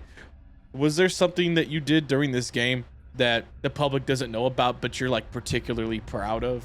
I don't think so. I think everything I did I shared on social media. Well, the monsters for the game took a lot of time. Like, I don't know, the woman monster. I was yeah. Well, the woman monster is maybe it could have been designed better. I think we were in a crunch period and we had to do it as fast as we can. But the woman monster took me like a week maybe to do. So I modeled it, I sculpted it, did a low poly version, textured it, and there's adding bones, rigging, and animation on. So it took me like a week for it, and luckily it had like maybe 3 or 4 animations. So that's the good part. But if it was like a cinematic monster or something, it would have been much longer. It's really cool too, and also you told us the story about, on launch day, you had to go in and fix the monsters or whatever. Like I'd say that's Oh, yeah. pretty impressive to do that with that short amount of time. Just to go in there and just like fix a huge bug. Yeah, I mean, that day I was lucky not to get a heart attack. It was like so scary, so terrifying. Like you're releasing the game and nothing's working, and it happened like the bug happened like yesterday. That is that's such a harrowing story. You know what I mean? Like I can't imagine you spend like a year or 4 months on something, and the day has come to release it, and now all the shit that you put hard work into is just not working. Like I can only imagine the panic that you went through, but you pulled it off, man. So congratulations Yeah. for that. Thankfully, you checked too, because imagine releasing it and then people are like, your game doesn't work, bud. You know what? When was the first update for Mirrorforge? It was maybe like 5 minutes after release. The first update. So what happened? Like the last minute, I think I added mouse sensitivity in the options menu, and okay, the game is releasing now. The game released, and suddenly I get a message from DreadXP, Bobby, the mouse is not working. Like players can't move the mouse, and I had to like rush to my PC. I was out because I wanted to chill, and I had to rush back home, like fix the code and update Steam like 5 minutes after release. And like they usually ask me like how was it like the next 2 weeks after release. Well, usually the next 2 weeks are the same like when you're developing the game. There will be bugs, there will be reviews. You're gonna always have to be on the watch out and be very fast to fix everything and update. So the first 2 weeks after release are basically the same. What point after release did you really feel like you could maybe take your foot off the gas a little bit and then kind of focus your attention towards your next project? It depends. For example, like if there's a critical bug like that crashes the game, or like a what's it called? Hard lock. So if there's a hard lock, you gotta fix it immediately. But if there's like a minor bug, it doesn't have to be that fast. You can just relax and leave it like, or maybe wait for more smaller bugs to pop up, so you can just write a list and fix them all at once. Are you still doing a lot of like bug testing now in the game? It's been out for a while, right? No, not at the moment. At the moment, I was just like doing an update for a huge bug that people found. I think it was people with like lower end PCs. So there was a particular place that didn't load. But other than that, no. I'm just like, okay, what's done is done. The game went well. Let's focus on other projects. So yeah, usually I'm just on the watch out for critical bugs. Is it out on console, or is there any plans to send it out on console, or is it just gonna stay on Steam on PC? Not really sure. I don't know about it. We haven't talked with DreadXP about that one. Because they said to me like when we signed the agreement that they will do the porting and everything. So if they do any version about consoles, I won't be like included with the development or anything. What was like the biggest bug that you found? Not even before, you know, production released or after. There were two bugs. So the first one I already mentioned, with the monsters not working throughout the Yeah. entire game, and the second bug was with the save system. There was a part where there were a lot of smaller chunks of the level that needed to be loaded, and if you die, the level did not load properly, and basically the character loading and falling. Oh yeah, you And did say something about that. yeah, so those were the two big bugs. But like I said, like okay, the monsters, I think it was Unreal issue. It wasn't a coding issue. For the save system, I mean, it's normal. It's saved, so everything Right. might not work. Okay, Yeah. well, I think everybody's kind of ready to see what your top favorite picks were for reactions. So I'm gonna go ahead and jump over there real quick, and I'm gonna play those. And you feel free to give your commentary on those clips as we play through them, if you can still see them. Absolutely. It's controlling the spiders.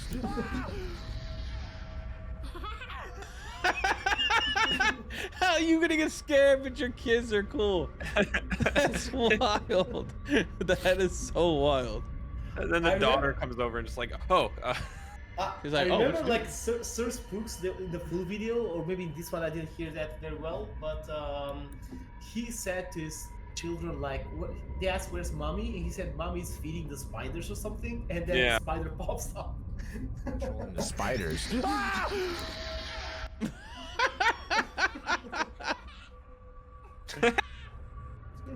that kid is demonic, bro. Yo, that part, that was in the demo too, wasn't it? Yeah, I think so. Yeah, it was. Actually, wait, it was in the first demo, not the second one. Yeah, it was in the first demo, man. That shit messed me up, dude. That got me so good. I was so messed up from that. I remember, and I also, again, I had not yet configured my microphone to like equalize my sound and stuff. So like all the screams from this game were like ear piercing. Yeah, but Power, the best scare, like watching you, is definitely with the vent. I don't know why you keep That- bringing that it up. one- I hate that. I hated it so That much. one I is don't know why best. you keep bringing it up. That one is the best one. It killed me. I don't know why we're was talking kinda about like, this. oh my god, dude, fucked me up, man. Let's see. What lab?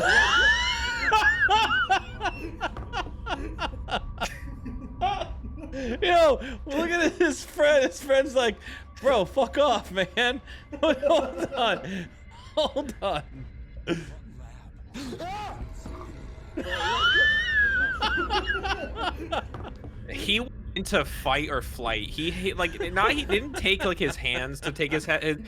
He went all the way back and like ripped his headphones off. Like, Oh my god, that is hilarious.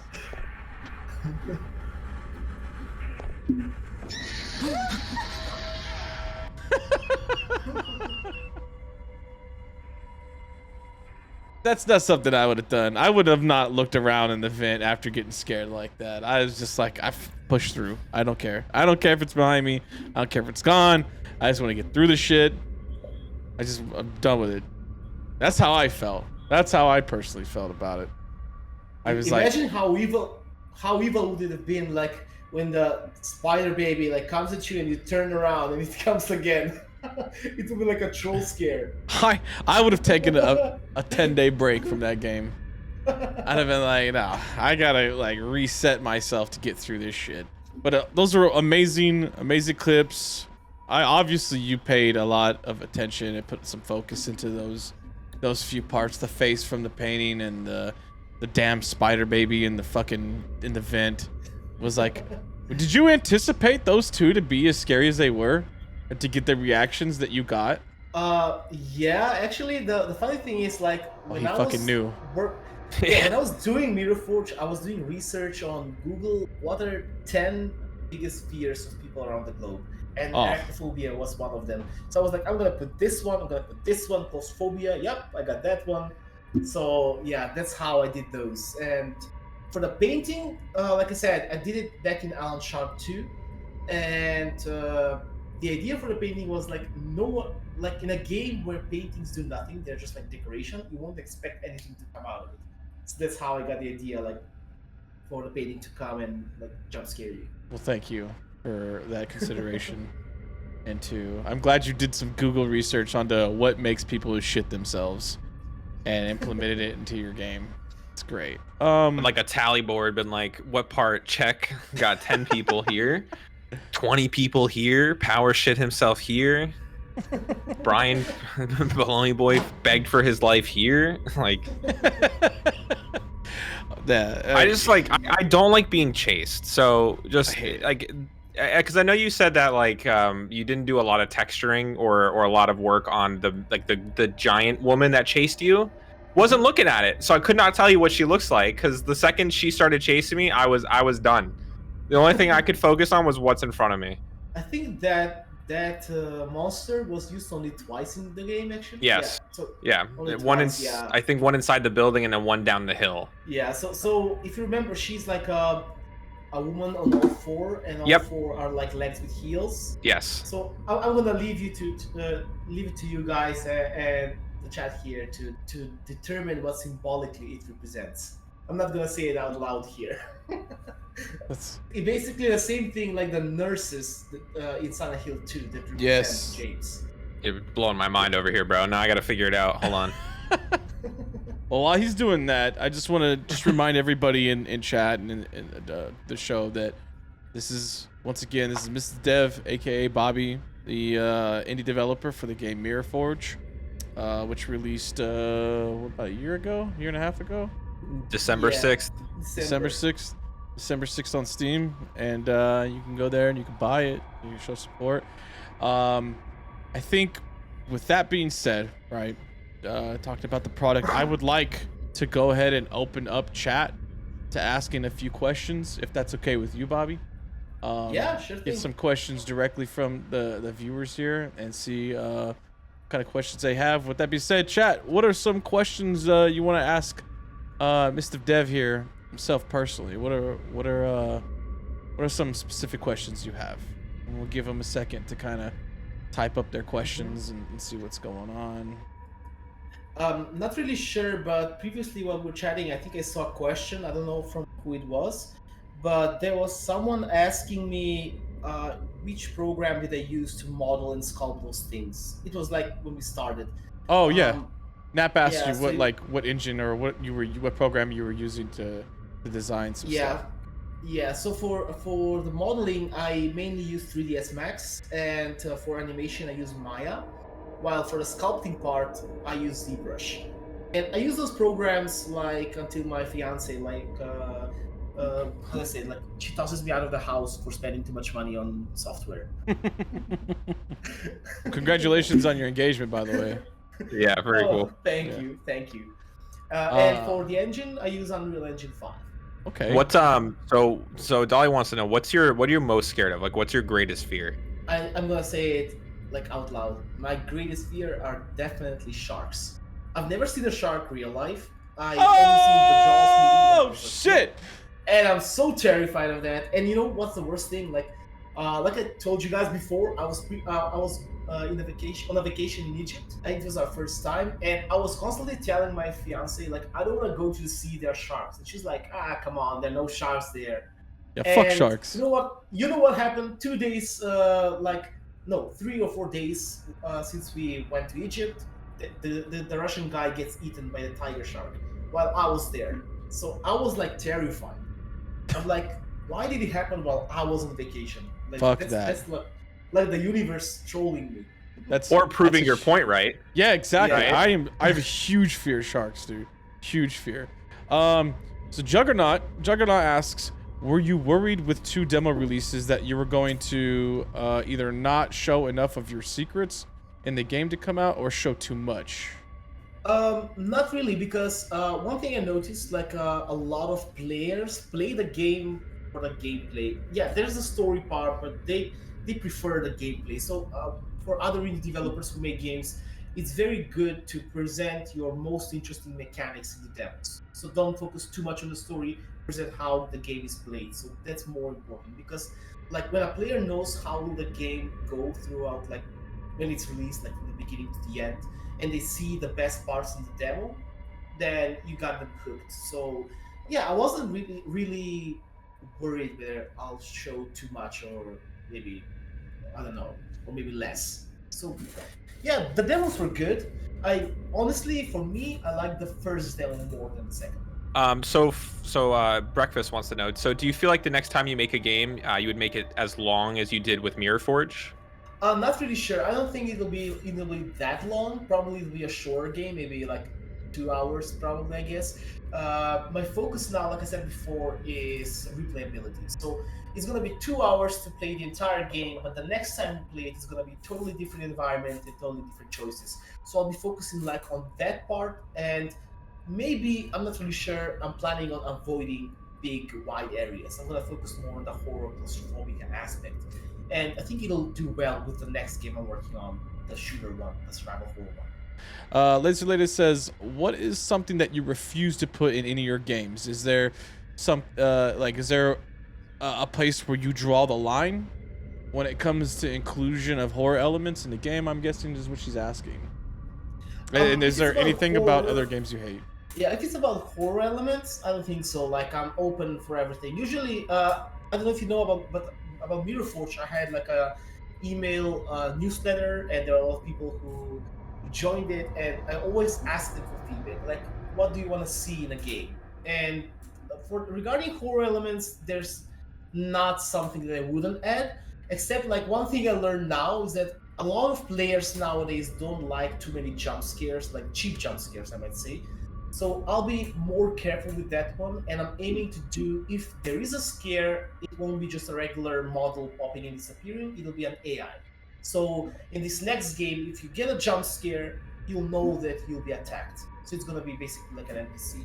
I think, okay, so the last question I would like to ask you, and it's something that Breck asked, and I kind of agree.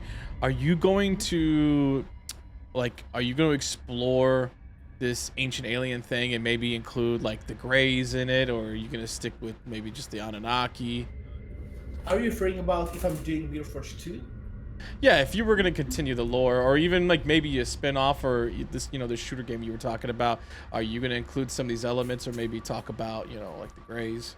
I don't think that Grace will be a good part in this game, because like the Anunnaki here are presented more like Cthulhu, like as Yes. crafty and beings. So I don't think that Grace will work in this universe. So if I do Mirror Forge 2, it'll be more like I don't know, like if Lamash 2 somehow was released, she might be able to twist the world and do some like godly stuff that might affect player choices, or like kill you, maybe, I don't know. I'm just like it's coming out of my head right now, like I don't know, maybe cause some earthquake or something. So I don't think the Grace will be a good addition in this universe. Okay. From here, and I wanted to ask, you talked a lot about in the beginning, you talked a lot about some of this this shooter survival game that you're doing. So I know you don't want to talk too much about it or release too much about it. So what I really want to ask you, in between your time developing and making this game, are there any specific games that you yourself are personally looking forward to, or that you're enjoying here at the moment? Absolutely. So I've watched like 20 best upcoming games, and there are a lot of games that are coming. I really want to try out the Silent Hill remake. Oh yeah. I want to try that one out. I'm kind of hyped about Starfield. Not really sure. I don't know whether it'll be good or not, but so far it looks good. I'm very hyped about the Elder Scrolls. I'm a huge fan of Elder Scrolls. Like I'm that guy who goes and reads the books in Elder Scrolls games.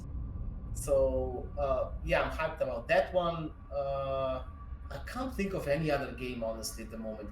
Like when I'm developing a game, I'm trying to avoid playing too much, because, for example, when I played Mirror Forge, I was watching a lot of Silent Hill, but I noticed that when I watch some game, it usually affects my development. Like I can add Silent Hill stuff and stuff. For example, like for this shooter game, if I watch Silent Hill, it might affect my artistic style. So I want to stay away from Silent Hill because it's not that kind of game. How are you enjoying like like the horror community? Like I know they've kind of embraced you and you've embraced them. Like Channel 13 Horror, the guys from Channel 13 Horror. How are you liking your interaction with the community? Overall, the horror community has always been very supportive. I mean, I haven't seen a community that's so supportive. Usually, I've seen toxic communities like League of Legends communities. Oh, Some of yeah. them, I mean, not all of them. Yeah, but like the horror community is very supportive. And one thing I realized is that, I mean, I don't know, like I see like streamers and indie developers like in this, let's say, a symbiotic relationship in a way. So like we can't make it if you don't make it. So it's very good to be like with people who love the same genre, people who can support you, people who can provide you feedback so you can grow and become better. So that's the coolest part of it all. Like when I talk with streamers, I love when it's gonna sound weird, but I love when someone tells me like this thing sucks in your game, because like I will know that I need to change that to make it better, so more people will love it. Right. Understood. So I mean, kind of speaking of that, because I know you said you briefly you were looking for quality testers, or maybe kind of coming to that point with your new game. Are there any other like openings in your workload that you may feel like you need to pick on some more help to? Because I know you mentioned that your brother is also starting to help you on the programming aspect. Is there anything on this new game or any of your future endeavors that you feel like you may have the need to reach out for some more support? Honestly, for the next two games I'm working on, they're not that big. They're like around 2 hours, and like I said, I focus on replayability. Those I don't require other people, except maybe for concept art or I don't know, for marketing, like the Steam capsule stuff like that, and of course voice acting and the music. So those are like things that I will always need someone else to do them. So, but aside from that, like modeling or level design, these games are not that big. But hopefully, if these other two games do like perform well, they have like good sales numbers and so on, and I can afford other people, then the next project I'm planning on, which is already I have a game design document for the third game in the future. I left it purposely in the future because it's like a very big game. I wanted to do like a strategy. If those games do good, I'm gonna do this game. If they don't, I'm gonna have to focus on smaller games. So what are, speaking of kind of on that, right? Because that's like, especially as a developer, like you really have to have like a future mindset, and as well as like focusing on what you're working on now. So like, what is some advice that you would give to any devs or anyone that's aspiring, horror fans, to help them become more successful? Regarding indie devs, there are a couple of advices I would give. First is start small, fail faster so you can learn faster. So don't be afraid of failures. Always learn and improve. Second is, trust me, guys, you need to learn marketing. Marketing is like number one thing, not just for game development, for everything in the world. If you look at all those entrepreneurs in the world, have to be game development. For example, Robert Kiyosaki or Grant Cardone, or I don't know, like those people, they're very good marketeers. That's why they're successful. And if you want your game to be seen, you need to learn marketing. And that was the harsh truth I realized like very late. Not with Mirrorforce, but with Alan Sharp. I realized I want to be a game developer in my life. I don't want to work a boring desk job. But in order to be a game developer, indie game developer, not for AAA companies or like freelancer, if you want to be an indie game developer, I need to learn all those things, and that includes not just game development or level design or stuff like that. It also includes like business management and networking and marketing and email marketing, social media, and so on. So you need to know all those things, and don't be afraid to experiment. And probably the most important thing is always know that you work for a particular community. There's not a player that plays all the games. You can't say I make game for everyone. For example, if someone gives me a MOBA game like Dota, I'm not playing those games. I hate those games. But I can't deny that there are people who play them, that they love them. So decide what is your community and always listen to your community. So when they tell you this isn't working, you need to change that. You gotta change that. So it's a different mindset. You need to be always ready to fail, but be ready to learn so you can improve. I like it. So, Power, do you have any other questions, or Bobby, you ready to tell us what's going on in your life? Anything you got going on? Anything you want to divulge to us? Yeah, because you kind of mentioned that you were engaged and stuff. So, kind of tell us, what's some big things in your life that are happening right now? So yesterday was my, how do I say it? Yesterday I did the most multitasking like ever in my life. Yesterday I was doing working on the game. I was recording a video for YouTube, and at the same time I would get up from my PC and go renovating my apartment because, like I told you guys, I got engaged like in June. So now my fiance will be coming here. So everything's like a mess, and there's a lot of stuff that needs to be done. So yeah. But so far, like I said, my main focus is like at the moment renovating the apartment and working on the games. But I think it's going good because the game progress, honestly, thanks to the programmer who's helping me, is going really fast. And Mirror Forge was also has also helped me both financially and helped me with learning things in programming, how to do them. So yeah, it helped me a lot in order to make games faster than before. So yeah, definitely. I'm planning on doing some sort of demo, maybe, or maybe closed demo around December, and I'm gonna ask a couple of streamers. Of course, you guys will be included if you like. To Hell do a yeah. closed demo. Hell so you yeah. can like burn my game down and tell me what needs to be fixed. I mean, this is just literally me asking you to ruin my life. As you ruin ours, right? Yeah, because right. you stick us in vents, and yeah, it's mutual. I get it, man. Yeah. I'm glad you put it in those terms. As we close here, I would just like to give, a final shout out to you, man. We really appreciate you coming onto the show. We really appreciate the amount of effort and work that you put into Mirror Forge, and it was an absolute joy, mostly, besides the vent shit, right? But it was an absolute pleasure and joy to have played your game, right? And not only played it, but been a part of it, as some of us were a part of it. And it just kind of really makes us excited for what you have coming next. For everybody in chat, everybody that's watching, Mirror Forge is available on Steam. You can go and check it out. Very cool to be able to sit here and talk to you about your passion and see what it's like, because it's almost like pulling the veil back, right? Because there's such a big disconnect, and it's like the indie devs, especially for like horror devs, it's like it's almost like it's just a logo. But being able to sit here with you for the last 2.5 hours and actually dissect who you are and why you went in the direction that you did it puts a lot more meaning behind something that ruined 4 hours of my life that I fully enjoyed. But Thank you, guys. Man, thank you. Thank you for inviting me here. It means a lot, and I hope we're gonna do this again sometime in the future. We're gonna talk for the next game, and Absolutely. if you like, we're gonna do like the demo stuff and everything. And keep being positive, guys, and keep having amazing communities. So thanks to everyone in the chat. So glad you like Mirror Forge, and I can't wait to hear your feedback for the next game. Thank you once again so much, bro. It's such an honor, such a pleasure.